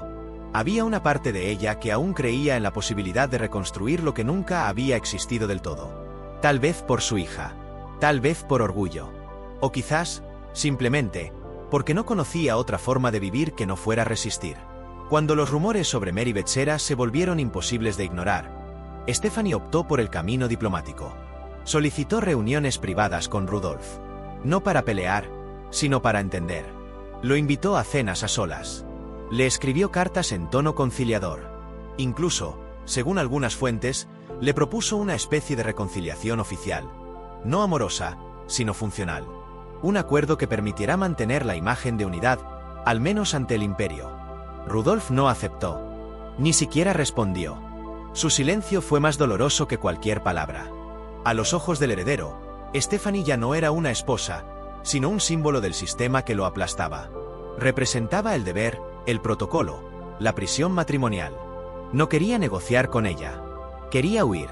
Stephanie entonces recurrió a su suegro, el emperador Francisco José. Le pidió ayuda. Le imploró que interviniera. No por ella, sino por la estabilidad de la monarquía. El emperador, conocido por su frialdad, se limitó a prometer que hablaría con su hijo. Pero esa conversación nunca llegó. Francisco José, aunque preocupado, era incapaz de conectar emocionalmente con Rudolf. Lo veía como una decepción, no como un hijo en crisis. El último intento de Stephanie fue aún más desesperado. Solicitó ir a Mayerling con Rudolf, acompañarlo en uno de sus retiros. Pensaba que tal vez, lejos de Viena, podrían encontrar algún terreno común. Pero Rudolf se negó rotundamente. Mayerling era su refugio, su santuario privado. No quería testigos. No quería a Stephanie. Fue en ese momento cuando ella comprendió que ya no quedaba nada. Que el vínculo, si alguna vez existió, estaba completamente destruido. A partir de entonces, dejó de insistir. Se retiró. Y comenzó a prepararse para un rol al que nunca aspiró, el de viuda anticipada. Porque algo en su interior le decía lo que nadie se atrevía a pronunciar en voz alta: que Rudolf no estaba planeando una huida. Estaba planeando una despedida definitiva. El 28 de enero de 1889, Rudolf partió hacia Mayerling. A simple vista, era un viaje más a su pabellón de caza. Nadie se alarmó. Estaba acompañado de sirvientes de confianza, y el invierno hacía del retiro un destino razonable. Pero esta vez, llevaba consigo algo distinto. Una resolución. Días antes, había escrito varias cartas. Algunas eran vagas despedidas. Otras, súplicas en tono desesperado. Una de ellas, dirigida a su madre, la emperatriz Sisi, estaba impregnada de melancolía. No puedo seguir. No hay luz en mi camino. También dejó cartas para amigos cercanos, donde hablaba de una salida necesaria y de su fracaso como hombre y como heredero. Mary Betsera lo acompañó. La joven de 17 años, completamente entregada a Rudolf, se había sumido en una fantasía de amor eterno. Estaba convencida de que morir juntos era un acto romántico, sublime, liberador. Había dejado cartas para su familia, expresando su decisión como una prueba de amor absoluto. En su mundo juvenil y distorsionado, el suicidio era la consumación perfecta de una unión inquebrantable. El viaje a Mayerling fue silencioso. Ambos sabían lo que estaban a punto de hacer. Y aunque se desconocen los detalles exactos, se presume que los últimos momentos compartidos entre Rudolf y Mary estuvieron marcados por una mezcla de ternura trágica y resignación. No eran amantes huyendo del mundo. Eran dos almas agotadas, decididas a borrarse. Los sirvientes notaron algo inusual. Rudolf, normalmente agitado y de humor cambiante, estaba sereno. Demasiado sereno. Ordenó que no lo molestaran. Pidió privacidad total. Algunos pensaron que solo necesitaba descanso. Nadie imaginó que Mayerling, ese refugio de árboles altos y aire frío, se convertiría en un mausoleo. La noche del 29 de enero cayó sin sobresaltos. Pero al amanecer del día siguiente, cuando uno de los sirvientes fue a tocar a la puerta, no obtuvo respuesta. Las horas pasaron. La preocupación creció. Finalmente, forzaron la entrada. Lo que encontraron fue una escena que cambiaría para siempre el destino de la casa de Habsburgo. Rudolf yacía sin vida. Mary también. Juntos, en la misma habitación. Sin testigos. Sin más explicación que las cartas que habían dejado atrás. Y así, el viaje a Mayerling, anunciado como un simple retiro, se reveló como lo que realmente fue: una despedida disfrazada. El final trágico de un príncipe roto y de una joven que confundió el amor con el abismo.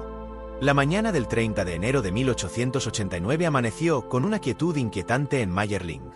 La nieve cubría los tejados, el cielo era gris, y un silencio extraño envolvía el pabellón de caza. Los sirvientes, acostumbrados a los hábitos impredecibles de Rudolf, esperaban instrucciones. Pero esa mañana no hubo movimiento. No se oyó una voz. No se encendió una lámpara. Fue el ayuda de cámara quien, preocupado por el silencio prolongado, se acercó a la habitación del archiduque. Tocó la puerta. Esperó. Volvió a insistir. Nada. Finalmente, alertó al resto del personal. Juntos forzaron la cerradura. Lo que encontraron al abrir la puerta fue una escena que los marcaría para siempre. Rudolf estaba tirado en el suelo junto a la cama. Su cuerpo, sin vida, mostraba una herida de bala en la cabeza. Mary Betsera yacía en la cama, también muerta. A su lado, una pistola. No había señales de lucha. Solo una quietud brutal. Un final decidido. La noticia no tardó en llegar a Viena. Pero lo primero que se impuso no fue el duelo, sino el control. Francisco José, al enterarse de la tragedia, reaccionó con frialdad. Ordenó que se encubrieran los detalles.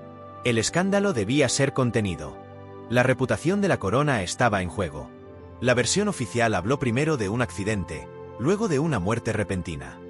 Pero los rumores ya circulaban más rápido que los comunicados imperiales. La corte se sumió en una mezcla de conmoción, incredulidad y temor. Nunca antes un heredero al trono había protagonizado una tragedia tan escandalosa. El suicidio era un pecado imperdonable para la Iglesia. La implicación de una joven baronesa, aún más grave. ¿Cómo explicar al mundo que el futuro del imperio había muerto por decisión propia, y por amor? Los cuerpos fueron trasladados discretamente. Se modificaron los registros. Se sobornaron médicos. Mary fue enterrada sin honores. Rudolf, con ceremonias estrictas, pero bajo un silencio pesado.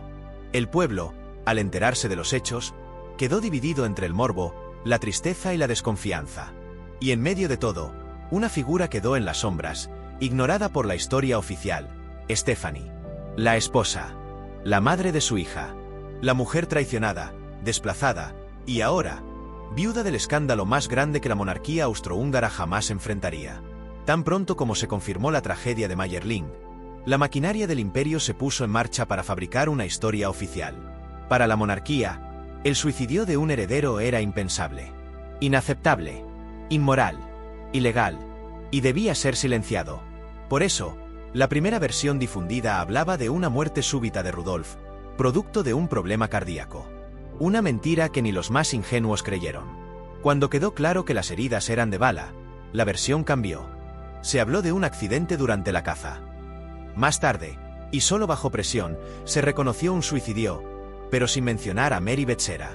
Ella fue borrada del relato oficial, como si nunca hubiese existido. Sin embargo, los rumores eran imposibles de contener. Se filtraron cartas, testimonios de sirvientes, detalles imposibles de ocultar. La historia que se tejió en los cafés de Viena y en las redacciones extranjeras era mucho más oscura. Rudolf había matado a Mary y luego se había quitado la vida. O quizás, ¿alguien más los había asesinado? Algunos teóricos apuntaron hacia la propia familia imperial. ¿Y si Mary había quedado embarazada? ¿Y si Rudolf había planeado una fuga? ¿Y si alguien, para evitar un escándalo mayor, había decidido silenciarlos? Otros, más inclinados al drama político, sugirieron que Rudolf había estado involucrado en conspiraciones liberales, y que su muerte fue un ajuste de cuentas disfrazado. La Iglesia, incómoda, necesitaba una excusa para permitir el entierro cristiano de Rudolf. Así que se declaró que el príncipe había actuado en un estado mental alterado. Una fórmula diplomática que evitaba llamarlo pecador y lo convertía en víctima de un colapso nervioso. Mary, en cambio, no tuvo tanta suerte. Fue enterrada en secreto, sin ceremonia oficial, sin reconocimiento. Su familia, avergonzada, intentó recuperar sus cartas. Pero el daño ya estaba hecho. Su nombre quedó unido para siempre al escándalo de Mayerling. La verdad nunca fue del todo clara, porque en Mayerling no solo murieron 2 personas, también murió la confianza del pueblo en la transparencia de su monarquía. El relato oficial era una máscara, una narrativa tejida a base de medias verdades para proteger una institución que se desmoronaba en silencio. Y mientras el mundo debatía si fue suicidio, asesinato o algo más, una cosa era segura: nada volvería a ser igual en la corte de los Habsburgo. La mañana en que Stephanie recibió la noticia, el mundo no se detuvo. Los relojes siguieron avanzando, los carruajes rodaron por las calles de Viena, y el personal del palacio continuó sus rutinas. Pero dentro de ella, algo colapsó silenciosamente. No fue sorpresa. Fue una certeza largamente temida que finalmente había llegado. La información fue entregada con frialdad. Ni ceremonias ni condolencias sinceras. Le comunicaron que Rudolf estaba muerto y que debía prepararse para asumir su nuevo rol, el de viuda del príncipe heredero. Ni una palabra sobre Mary, ni una mención del contexto. Solo hechos desnudos, crueles. Stephanie no gritó, no lloró frente a nadie. Se retiró a sus aposentos y permaneció allí por horas. Sabía, mejor que nadie, que el imperio no tenía espacio para su duelo. Su dolor debía ser eficiente, controlado, ejemplar. Internamente, la conmoción era total. Rudolf había sido su esposo, su verdugo emocional, su decepción más profunda. Pero también era el padre de su hija, el hombre al que intentó amar. Su muerte no solo le dolía, la dejaba en un limbo político y personal del que nadie quería hablar. No fue convocada a las decisiones sobre el funeral. No se le permitió hablar públicamente. Fue desplazada de los rituales oficiales, relegada a un papel ornamental. La corte imperial no quería a Stephanie. No la había querido antes, y menos aún ahora, que era el recordatorio vivo de un matrimonio fallido y de un heredero perdido. Durante el entierro, su figura vestida de negro pasó desapercibida entre los lutos impostados. Nadie se acercó. Nadie la consoló. Era una viuda sin esposo y sin poder. Una sombra elegante en un mundo que la había consumido y descartado. En privado, escribió a su madre: «No tengo lágrimas. Solo cenizas. Y un silencio que grita más fuerte que cualquier lamento». Aquella frase resumía su estado. No había espacio para la rabia ni para la nostalgia. Solo vacío. La muerte de Rudolf no liberó a Stephanie. La aisló aún más. En un imperio construido sobre apariencias, su tristeza no era bienvenida. Y mientras el mundo especulaba sobre el escándalo de Mayerling, ella comenzaba un nuevo capítulo. La vida como viuda exiliada del corazón de una dinastía que nunca la aceptó. Tras la muerte de Rudolf, Stephanie no solo quedó viuda, quedó aislada, convertida en una figura incómoda para una corte que intentaba desesperadamente borrar el escándalo de Mayerling. Nadie sabía muy bien qué hacer con ella. Había perdido su rol, su función, su utilidad. Era un recordatorio constante del fracaso. En los meses siguientes, fue excluida de actos oficiales. Su presencia causaba incomodidad. Las miradas eran esquivas. Las conversaciones se interrumpían cuando entraba en una sala. Ya no era la esposa del heredero, ni tampoco una figura de respeto. Era la mujer cuya historia había terminado antes de tiempo, y cuya existencia ahora representaba un capítulo que todos querían olvidar. Francisco José, su suegro, se distanció completamente. Aunque nunca fue cercano, después de la tragedia, se volvió casi indiferente. No le ofreció apoyo. No le otorgó un nuevo lugar en la familia imperial. Solo el silencio. Un silencio que pesaba más que cualquier desprecio explícito. A nivel diplomático, Stephanie era una figura en el limbo. Ni emperatriz, ni archiduquesa activa. No podía volver fácilmente a Bélgica, ya que su padre, Leopoldo II, también la rechazaba. La consideraba una pieza rota del ajedrez dinástico, y no tenía interés en rehabilitarla socialmente. Estaba atrapada entre dos mundos que ya no la querían. Peor aún, su hija, la pequeña Elisabeth Marie, fue absorbida por la corte de los Habsburgo. Stephanie no tenía control sobre su crianza. La niña fue colocada bajo la tutela directa del emperador, y se le negó a Stephanie la autoridad materna. Le arrebataron no solo su dignidad, sino también su derecho como madre. Internamente, Stephanie comenzó a apagarse. Su vida social se extinguió. Se refugió en la lectura, en largos paseos solitarios, y en una rutina marcada por la repetición vacía. Había dejado de esperar algo del mundo. Pero algo comenzaba a gestarse en su interior. Porque en medio del rechazo, de la humillación y de la pérdida, Stephanie empezó a entender algo crucial. Que su historia aún no había terminado. Que podía, quizás, escribir un nuevo capítulo. Uno en el que no fuera un peón imperial, sino una mujer libre. El imperio la había repudiado. Pero ella, lentamente, estaba comenzando a imaginar su revancha. La muerte de Rudolf no solo cerró un capítulo doloroso en la vida de Stephanie, sino que marcó el inicio de un exilio interno que la acompañaría por el resto de sus días. No era un destierro físico, sino emocional. Una especie de condena invisible que la dejaba dentro del imperio, pero fuera de todo lo que alguna vez le dio sentido. A los ojos del mundo, Stephanie aún era una princesa. Su nombre figuraba en registros oficiales, su retrato colgaba en los salones, su linaje era impecable. Pero en la práctica, era una figura decorativa. Una viuda joven, sin función, sin poder y sin voz. Había sido desplazada sin violencia, pero con una eficacia brutal. El dolor no se manifestaba en gritos ni en lamentos. Se filtraba en pequeños gestos. La forma en que evitaba los espejos, cómo demoraba su correspondencia, o el modo en que su mirada se perdía en el vacío durante las cenas oficiales. Había aprendido a disimular, pero no a olvidar. Fue durante estos años que Stephanie empezó a considerar lo impensable. Abandonar el juego de la realeza por completo. No porque quisiera escapar, sino porque no tenía más razones para quedarse. Su padre no la apoyaba. Su hija le había sido arrebatada. Y la corte, simplemente, fingía que no existía. Encontró refugio en la escritura. No como escritora pública aún, sino como mujer que necesitaba entenderse a sí misma. Comenzó a llenar diarios con reflexiones amargas, pero lúcidas. Hablaba de la soledad impuesta, del precio de ser princesa útil y luego princesa sobrante, de la violencia que no deja marcas, pero que arranca el alma. Su entorno cambió. Se rodeó de mujeres inteligentes, viudas como ella, lectoras, pensadoras. Mujeres que no encajaban, pero que sabían sobrevivir. Juntas formaban un pequeño círculo de exiliadas emocionales dentro de un mundo que las quería invisibles.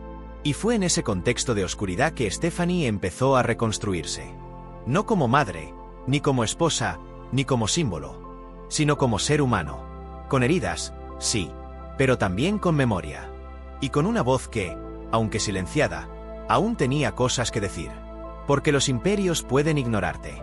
Pueden borrarte de los salones y de los retratos. Pero mientras recuerdes quién eres, aún no estás perdida. Tras el escándalo de Mayerling y su marginación total por parte de la corte, Stephanie tomó una decisión que cambiaría el curso de su vida: desaparecer. No en sentido literal, pero sí social y simbólicamente. Ya no era princesa funcional, ni esposa del heredero, ni madre reconocida por la corona. Era una mujer rota que necesitaba reconstruirse. Y eligió hacerlo viajando. Durante años, vagó por Europa sin una ruta fija. Pasó temporadas en el Mediterráneo, en las islas griegas, en Túnez, en la costa italiana. Buscaba climas cálidos, sí, pero más aún buscaba silencio. Lugares donde no la reconocieran, donde no tuvieran preguntas, donde pudiera observar sin ser observada. Estos viajes no eran vacaciones, eran una forma de terapia, un intento de vaciarse del pasado para dejar espacio a algo nuevo. Visitaba ruinas antiguas, museos, mercados exóticos. Conversaba con extraños, leía, escribía. Por primera vez, era dueña de sus horarios, de su voz, de sus decisiones. Allí, lejos de Viena y de Bruselas, comenzó a verse a sí misma como algo más que un residuo de la realeza. Empezó a preguntarse: ¿quién soy yo sin la corte? ¿Qué deseo sin que alguien más me lo imponga? Eran preguntas peligrosas, pero necesarias. Porque solo quien se atreve a dudar de todo lo que fue, puede renacer en algo diferente. Poco a poco, Stephanie redescubrió pequeñas alegrías. Un amanecer sin interrupciones. Un café frente al mar. Una conversación con un pescador en Corfú. Eran momentos simples, pero profundamente transformadores. Porque por primera vez, no tenía que representar nada. Solo ser. En sus diarios de esta época, se leen reflexiones que no se esperaban de una princesa viuda. Hablaba de la libertad como un lujo mayor que cualquier joya. De la risa como medicina.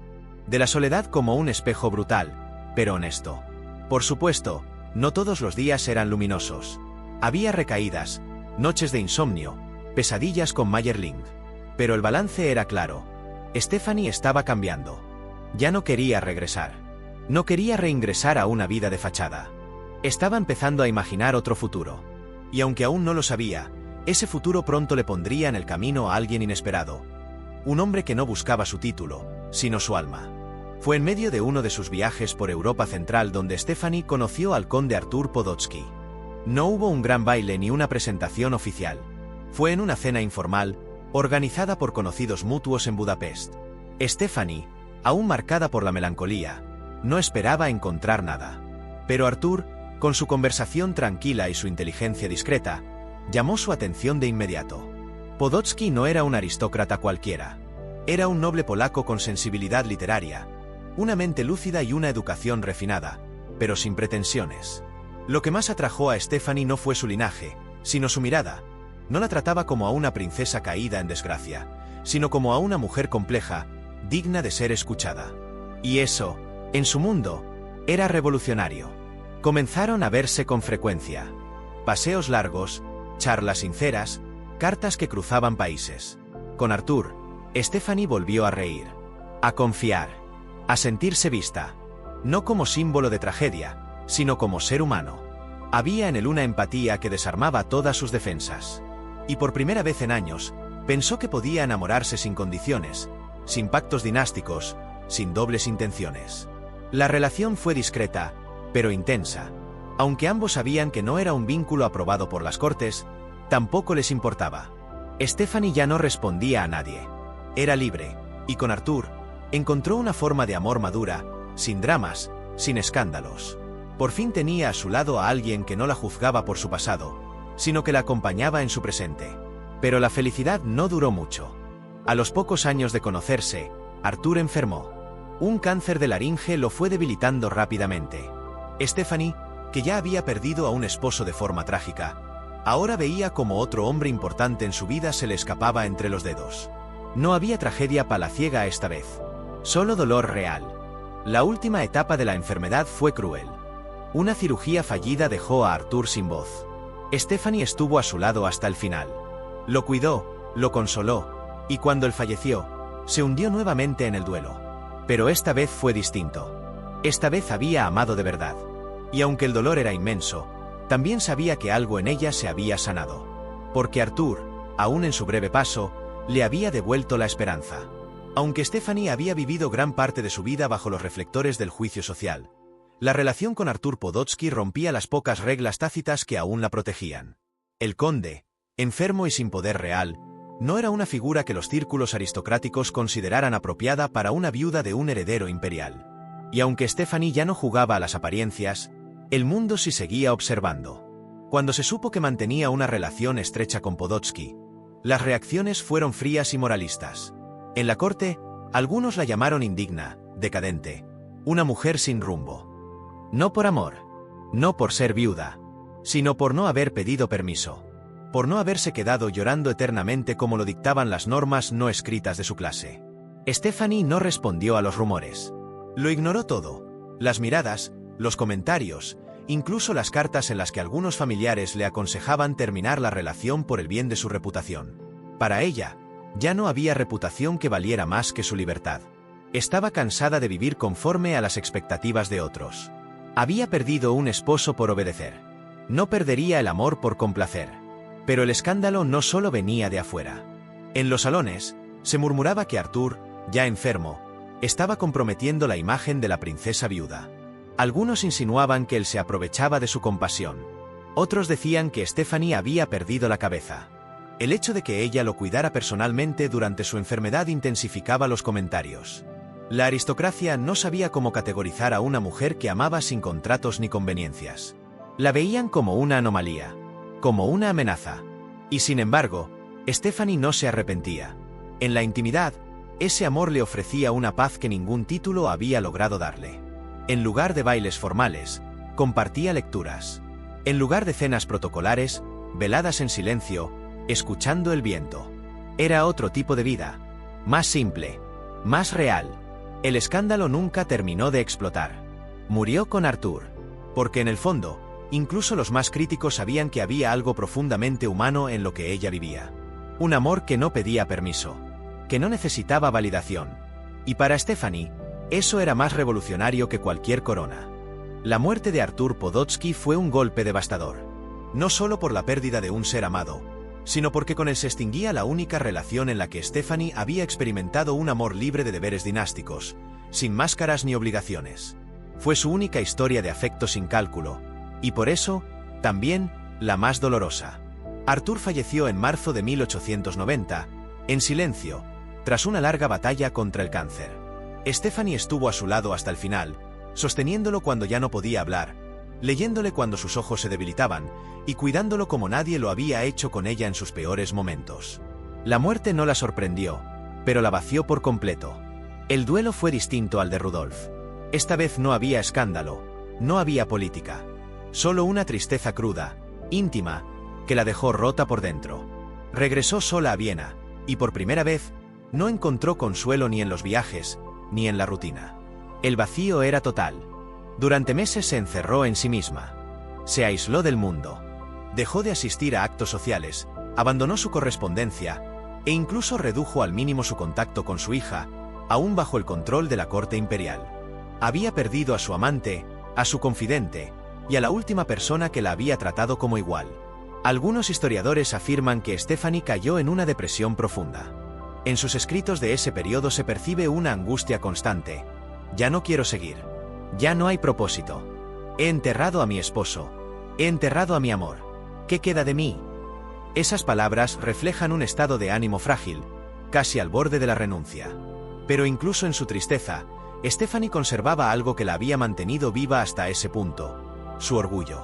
No el orgullo nobiliario, sino una fuerza interior, una convicción silenciosa de que no sería derrotada por completo. Sabía que su dolor debía tener un final, que debía volver a levantarse. No por nadie más, por ella. Y aunque aún no lo sabía, esa fuerza, esa voluntad de no desaparecer, la llevaría, una vez más, hacia una historia de amor inesperada. Un giro que cambiaría su vida y desataría su ruptura definitiva con la monarquía. Cuando parecía que su vida se hundía en la rutina del luto permanente, Stephanie conoció al hombre que reescribiría su historia. El conde Lemer Lonjay de Naguilonja et Basaros Nameni. No fue una cita organizada ni un escándalo social. Fue un encuentro casual, inesperado, en un evento cultural en Budapest. Ambos compartían una pasión por la música y los libros. Lo que comenzó como una conversación amable, se transformó en una conexión profunda. El Lemer era joven, apuesto, inteligente y profundamente espiritual. Pero lo más importante, no tenía miedo de Stephanie. No la veía como una viuda imperial o como una mujer marcada por la tragedia. La trataba como a una persona completa, con virtudes y heridas. No buscaba redimirla ni salvarla, solo compartir su tiempo con ella. Para Stephanie, esto era nuevo. Había amado antes, sí, pero nunca así. Nunca con tanta igualdad. Nunca con tanta ligereza. Con el Lemer, podía reír sin culpa, soñar sin restricciones, y por primera vez, pensar en un futuro que no estuviera encadenado al pasado. La relación se consolidó rápido. En apenas unos meses, compartían correspondencia diaria, viajes espontáneos, cenas privadas. Él no le ofrecía un título ni un escudo de armas, pero sí algo más valioso: la promesa de una vida normal, lejos del teatro imperial. El Lemer también se enamoró de ella, no por su pasado, sino por su inteligencia, su valentía y su inquebrantable capacidad de resistir. Sabía que amar a Stephanie significaba también desafiar a una estructura política que la seguía viendo como propiedad del imperio. Y aún así, aceptó el reto.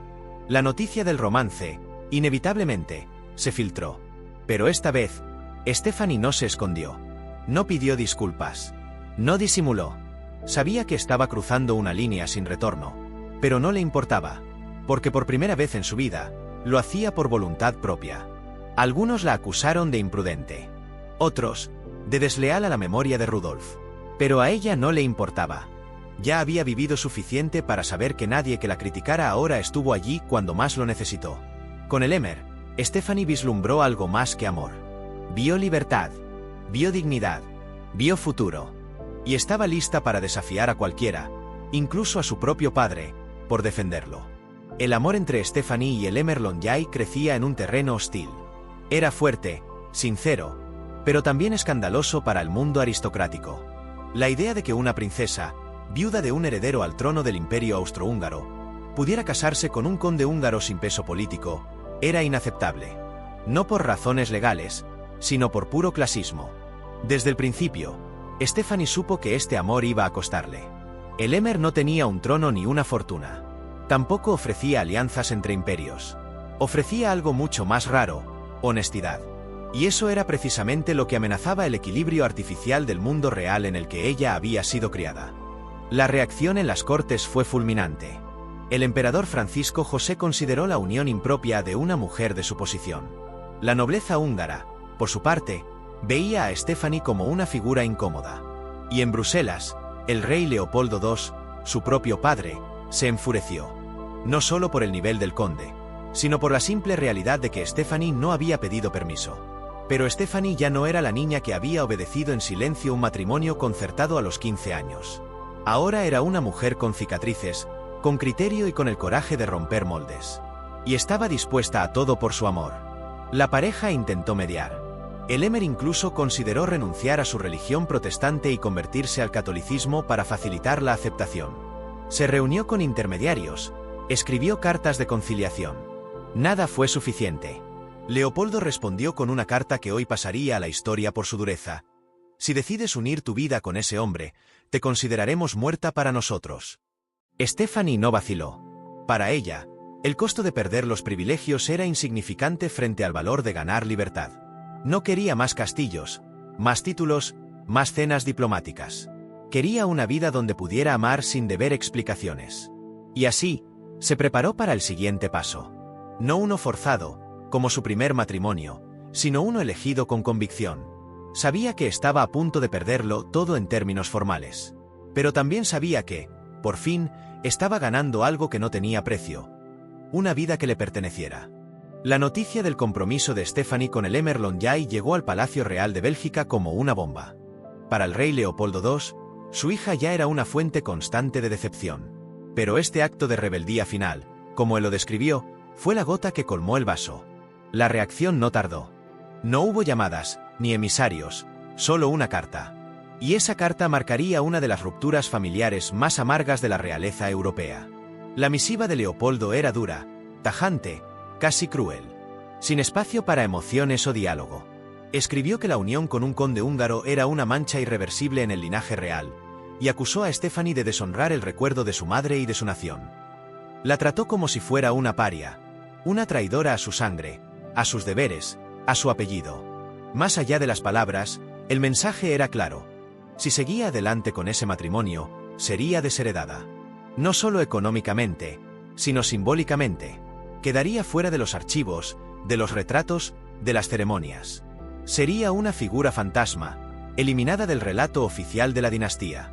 Stephanie leyó la carta en silencio. No lloró. No contestó de inmediato. Pero guardó cada línea como prueba de por qué había tomado la decisión de alejarse de ese mundo. Entendía perfectamente el precio. Y lo aceptaba. Porque esa carta no solo confirmaba el rechazo, también sellaba su libertad. El Emir, al leerla, ofreció renunciar a todo.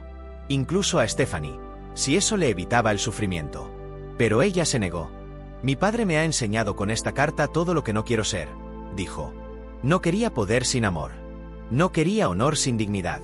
No quería obediencia si eso significaba anularse. El conflicto se volvió público. La prensa europea comenzó a cubrir el escándalo. Algunos diarios llamaron a Stephanie la princesa rebelde. Otros, más conservadores, hablaron de una caída en desgracia. Pero el pueblo, sorprendentemente, simpatizó. Muchos vieron en ella a una mujer que había tenido todo, y que había decidido renunciar por algo tan básico como amor y respeto. Leopoldo nunca se retractó. Murió sin reconciliarse con su hija. Pero Stephanie ya no necesitaba su perdón. Solo necesitaba su vida. El 22 de marzo de 1900, Stephanie dio el paso definitivo que selló su ruptura con la realeza. Se casó con el Emir Longueuil en el castillo de Miramar, cerca de Trieste. Fue una ceremonia discreta, casi íntima, lejos del boato de los matrimonios reales a los que ella había estado acostumbrada. No hubo cortejos oficiales, ni banquetes multitudinarios, ni bendiciones imperiales. Solo dos personas que se elegían por voluntad propia. Con ese acto, Stephanie perdió lo que quedaba de su estatus imperial. Ya no era archiduquesa, ni alteza imperial, ni princesa reconocida. Era simplemente la condesa Longueuil. Pero lejos de ser una pérdida, para ella fue una liberación. Era la primera vez en su vida que su identidad no venía impuesta por un título heredado, sino por una decisión consciente y profundamente personal. La reacción del mundo aristocrático fue una mezcla de escándalo y resignación. Algunos esperaban que, en el último momento, Stephanie recapacitara. Otros, más realistas, sabían que nada la haría cambiar de opinión. Y muchos simplemente la borraron de sus agendas. A partir de ese día, ella fue una figura fuera del sistema, una nota al pie en la historia de los Habsburgo. Pero no todo fue rechazo. Algunas voces más modernas vieron en su decisión un acto de valentía. En una época donde las mujeres aún eran moneda de cambio en alianzas políticas, Stephanie había roto el molde. Había renunciado a la seguridad, al poder simbólico y a la obediencia institucional. Lo había dejado todo, por amor. Los primeros años de casada fueron tranquilos. Junto a el Emir, Stephanie se instaló en el campo, lejos del bullicio de las ciudades imperiales. Cultivaban jardines, leían, escribían memorias, recibían visitas esporádicas. Era una vida sencilla, casi burguesa, pero profundamente satisfactoria. Un ritmo vital que nunca antes había experimentado. En una carta escrita poco después de la boda, Stephanie expresó lo que sentía. He cambiado los salones dorados por el canto de los pájaros. Y no hay joya que iguale esta paz. No era una metáfora. Era su verdad. Era libertad. Y sobre todo, era amor sin adornos ni condiciones. Por primera vez, Stephanie vivía bajo sus propias reglas. Y esa era su mayor victoria. Tras su matrimonio con el Emir, Stephanie dejó atrás definitivamente la pompa de las cortes europeas. Ya no había galas, ni protocolos, ni listas interminables de reglas. Lo que encontró fue una rutina sencilla, marcada por el paso de las estaciones, la lectura, la escritura y el contacto directo con la tierra. El lugar elegido para esta nueva vida fue la finca de Orosvar, en lo que hoy es Eslovaquia.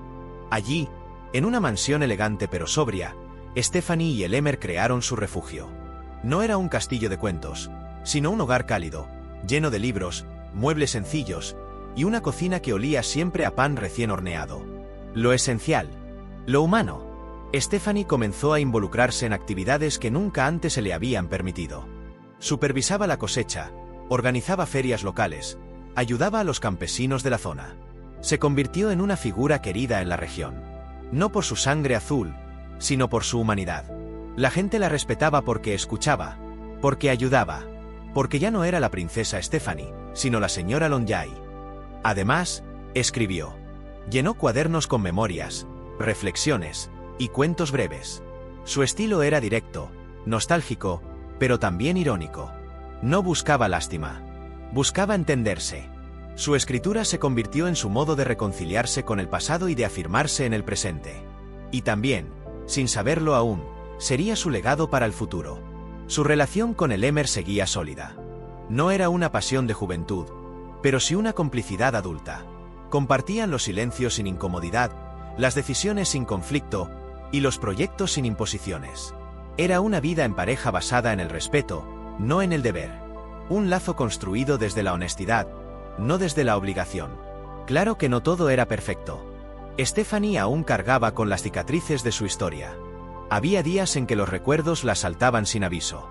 La pérdida de su hija, la traición de su padre, la muerte de Rudolf, aún flotaban en su memoria.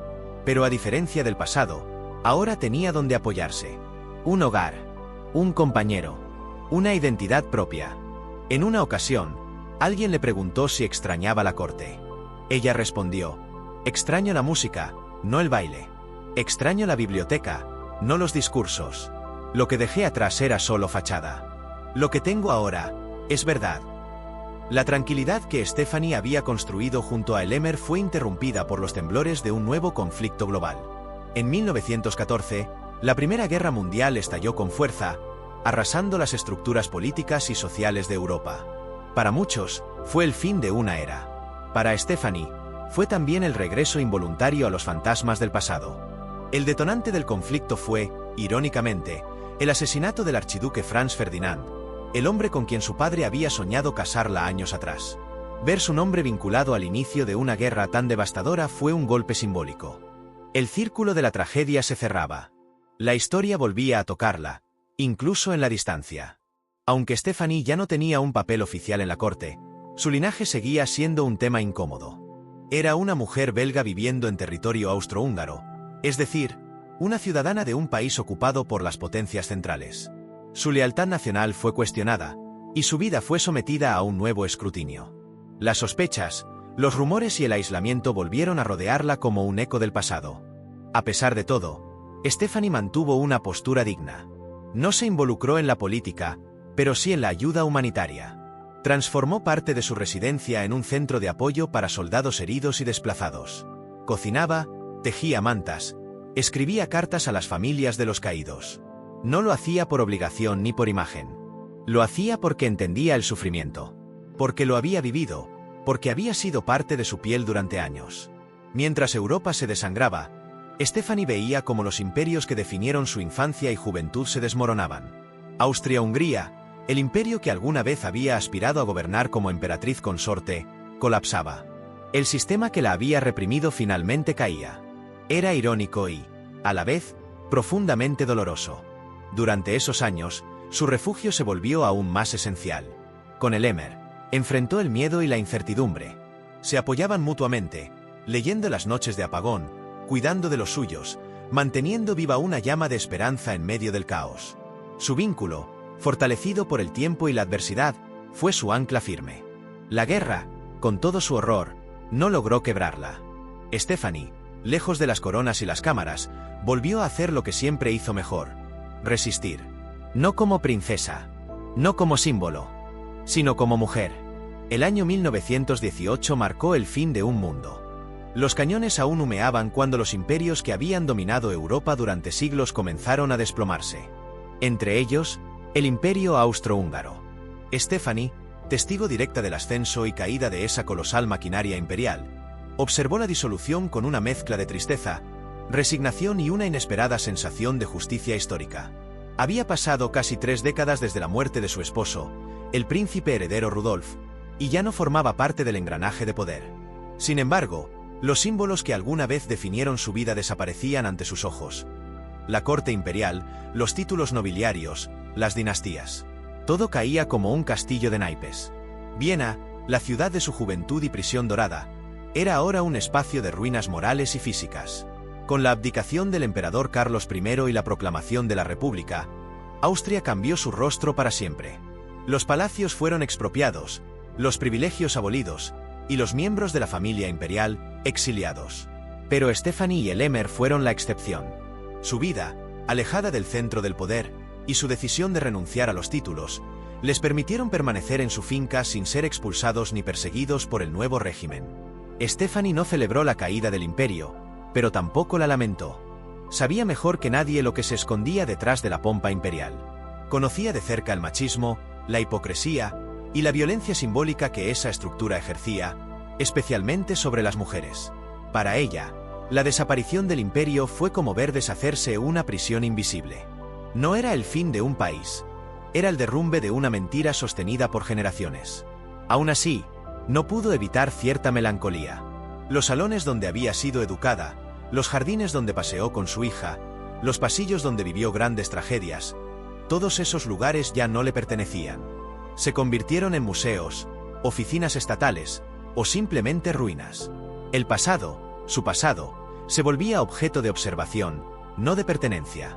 Con el colapso de los Habsburgo, Stephanie comprendió que su historia personal quedaría atrapada entre dos mundos. Uno que desaparecía y otro que aún no sabía cómo recordarla. Porque aunque el imperio muriera, su memoria y su dolor no lo harían. La relación entre Stephanie y su padre, el rey Leopoldo II de Bélgica, nunca se recuperó del todo tras su ruptura por el matrimonio con el Emir. Durante años, intercambiaron solo silencios. Ni una carta, ni una visita, ni una disculpa. A los ojos del rey, su hija había traicionado su linaje. A los ojos de Stephanie, él había traicionado su humanidad. En 1902, cuando su madre murió, Stephanie no fue invitada al funeral. Fue un gesto cruel, cargado de simbolismo. Leopoldo no quería que la desobediente ensombreciera el evento. Y con el paso del tiempo, esa exclusión se volvió definitiva. Stephanie fue borrada de los álbumes familiares, de las celebraciones oficiales y de los discursos públicos. Como si nunca hubiera existido. Cuando Leopoldo enfermó gravemente en 1909, algunos creían que habría una reconciliación de última hora. Pero no ocurrió. Murió sin verla, sin buscarla, sin mencionarla. Lo que sí dejó fue una sorpresa amarga, su testamento. En él, dejaba la mayoría de su fortuna a Caroline Lacroix, su amante francesa, mucho más joven que él y madre de sus hijos ilegítimos. Stephanie y sus hermanas quedaron prácticamente desheredadas. Para ellas, no solo fue una injusticia económica, sino una humillación pública. El rey había preferido a una cortesana sobre sus propias hijas. Para una princesa educada bajo rígidos códigos de honor y jerarquía, aquello fue un golpe demoledor. Decidida a no quedarse callada, Stephanie emprendió una batalla legal. No por dinero, aunque también, sino por dignidad.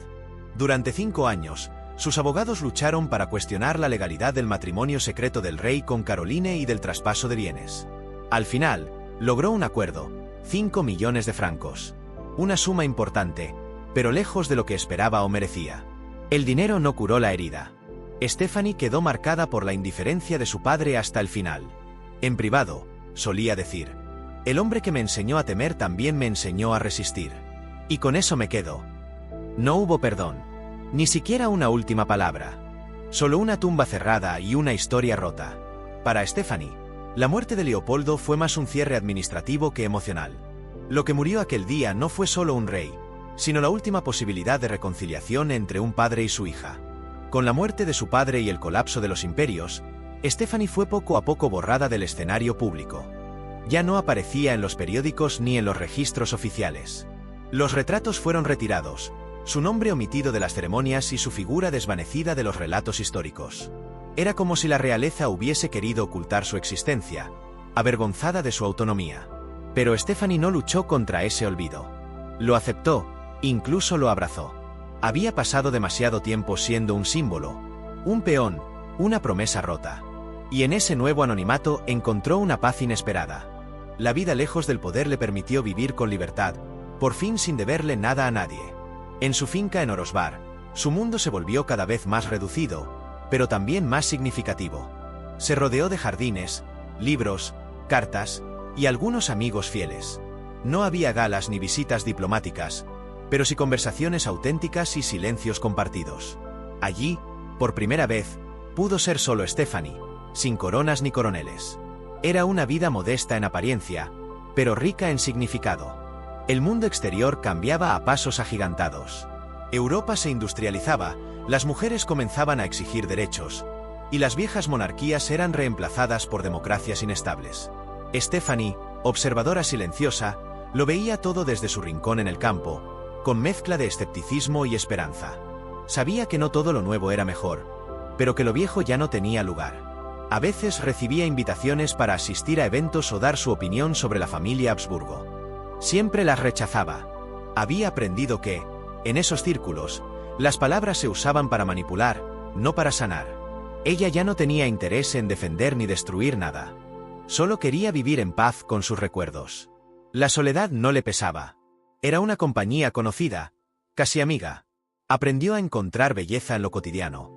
Una taza de té, una carta recibida, un atardecer silencioso. Ya no soñaba con tronos. Soñaba con tranquilidad, con días sin sobresaltos ni juicios. Stephanie se convirtió, sin proponérselo, en una mujer adelantada a su tiempo. No por luchar en batallas públicas, sino por haber ganado su guerra interior. Su desaparición del foco no fue una derrota, sino una decisión. Y aunque el mundo la olvidara, ella se recordaba a sí misma todos los días. Y eso, quizás, fue su mayor acto de resistencia. La relación entre Stephanie y su hija Elizabeth Marie, conocida como Erzsi, fue compleja desde el principio. Aunque Stephanie había volcado en ella todas sus esperanzas tras el nacimiento, el vínculo madre-hija nunca fue del todo sólido. Las heridas no cicatrizadas del matrimonio con Rudolf, la pérdida de títulos y la vida forzada en la corte austríaca crearon una distancia emocional que solo se profundizaría con el tiempo. A medida que Elizabeth creció, también se rebeló contra las estructuras que la habían limitado. Pero lo hizo a su manera. Abrazó ideas socialistas, rechazó los valores aristocráticos y adoptó una vida que para Stephanie resultaba incomprensible. Mientras su madre buscaba refugio en la sobriedad, Elizabeth se convirtió en una figura polémica en Viena. No era la princesa dócil que se esperaba. Era, en cambio, la archiduquesa roja. La tensión aumentó con los años. En reuniones familiares, las conversaciones se volvían discusiones. Stephanie intentaba aconsejar, Elizabeth, desafiar. No compartían ideales, ni recuerdos, ni formas de ver el mundo. Lo que las unía, la sangre, el apellido, ya no bastaba. Se convirtieron en espejos opuestos. Una criada para obedecer, la otra decidida a romper todas las reglas. El punto de quiebre llegó en 1924. Una disputa aparentemente menor, una carta malinterpretada, una visita evitada, se convirtió en una separación definitiva. Nunca más volvieron a hablarse. Stephanie no asistió a los eventos importantes de la vida de su hija, ni siquiera al nacimiento de sus nietos. Para ella, esa ruptura fue una mezcla de dolor, vergüenza y resignación. Una herida que nunca cicatrizó. En su diario, escribió: «Cría una hija con la esperanza de que su vida corrigiera los errores de la mía. Pero olvidé que también ella tenía derecho a equivocarse por cuenta propia». Era una confesión amarga, pero también sincera. Stephanie reconocía su parte en la distancia. Elizabeth, por su parte, tampoco buscó reconciliación. Vivió como quiso, amó a quien quiso y desafió todo lo que representaba su linaje. En otro tiempo, Stephanie podría haber admirado esa fuerza. Pero el orgullo, las diferencias generacionales y el silencio se interpusieron. Así, Stephanie terminó sus días sin el calor de su hija. Acompañada por el Emir, pero sin descendencia cercana. Una madre sin hija. Una princesa sin imperio.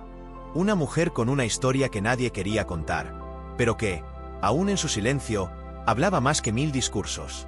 En la década de 1930, con el paso de los años y la distancia emocional de las tragedias que marcaron su vida, Stephanie tomó una decisión inesperada: contar su historia. Ya no como princesa, ni como figura pública, sino como mujer. El resultado fue un libro de memorias que tituló con amarga ironía: Yo iba a ser emperatriz. La obra fue publicada en 1935, primero en alemán y luego traducida a varios idiomas, incluido el inglés. Desde el título, era claro que Stephanie no pretendía glorificar su pasado, sino presentarlo como una promesa rota. Yo iba a ser emperatriz no era una frase de orgullo, sino de renuncia. De lo que pudo haber sido y no fue. Una declaración melancólica y lúcida. En sus páginas, Stephanie recorrió su niñez en Bruselas, su matrimonio con Rudolf, la tensión en la corte de Viena, y el trágico desenlace en Mayerling. Contó cómo la vida que le habían prometido se convirtió en una celda decorada con oro. Habló del dolor de la traición, de las enfermedades, del aislamiento. Pero lo más revelador fue lo que eligió no contar: su vida posterior, sus conflictos familiares, sus opiniones políticas y, sobre todo, su relación con su hija Elizabeth, fueron omitidos casi por completo. El libro terminaba en 1889, el año en que Rudolf se quitó la vida. Como si, para Stephanie, su historia real hubiera terminado allí. Como si todo lo que vino después no mereciera ser contado ni recordado. Algunos críticos la acusaron de manipular los hechos. Otros, de cobardía por no hablar del legado colonial de su padre o de sus propias contradicciones. Pero para Stephanie, esas memorias no eran una confesión. Eran una despedida. Una forma de fijar su versión antes de que otros la silenciaran del todo o reinventaran su historia. A pesar de su tono sobrio, el libro tuvo buena acogida. Fue leído como una ventana íntima a un mundo ya desaparecido. Mujeres, en particular, encontraron en ella un espejo de frustraciones y sueños no realizados. Stephanie, sin proponérselo, se convirtió en una voz de su tiempo. No por lo que fue, sino por lo que sobrevivió. Yo iba a ser emperatriz no fue el relato de una corona perdida. Fue el testamento de una vida marcada por expectativas ajenas y una voluntad que, a pesar de todo, no se quebró. El fantasma de la guerra volvió a tocar las puertas de Europa en 1939. Esta vez, no era un conflicto imperial como el anterior, sino una guerra total, ideológica, brutal. Stephanie, ya en sus 70 años, observaba con temor cómo el mundo se sumía en otro abismo. No era solo una guerra de naciones, era una guerra contra el pasado mismo. Vivía con el Emir en su finca en Orosbar, lejos de las capitales pero no lo suficiente como para sentirse segura. La invasión alemana a Polonia fue solo el comienzo. Pronto, los nazis pusieron sus ojos en todas las regiones estratégicas del este europeo, y Orosbar estaba peligrosamente cerca de los nuevos frentes de batalla. Aunque Stephanie ya no era una figura política, su linaje y su apellido aún pesaban.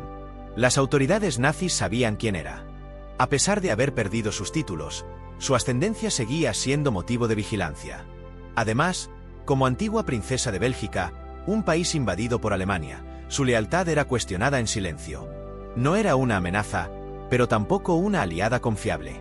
El Emir, más joven y aún activo, se encargaba de manejar las tensiones.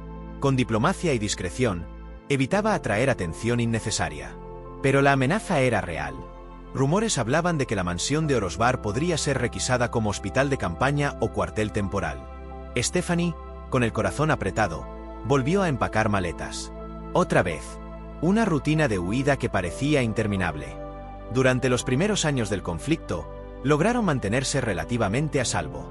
Pero en 1944, con el avance del Ejército Rojo desde el este, la tensión aumentó. Los combates se acercaban, y los nazis se volvían cada vez más paranoicos. Cualquier signo de deslealtad podía pagarse caro. Las noticias de arrestos, ejecuciones y desapariciones eran pan de cada día. Finalmente, en 1945, cuando la derrota alemana era inevitable, Stephanie y el Emir buscaron refugio en la archiabadía de Pannonhalma, un monasterio benedictino en Hungría. Fue una decisión desesperada, pero también cargada de simbolismo. Allí, rodeados de monjes y libros, de silencio y rezos, esperaron el fin del horror. Era el último refugio posible. Stephanie tenía 81 años. El mundo que conocía había muerto 2 veces.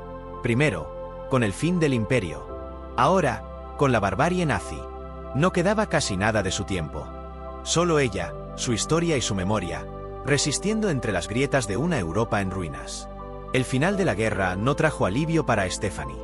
Aunque el sonido de los disparos cesó y los ejércitos se replegaron, la devastación había dejado cicatrices que ni el tiempo ni el silencio podían borrar.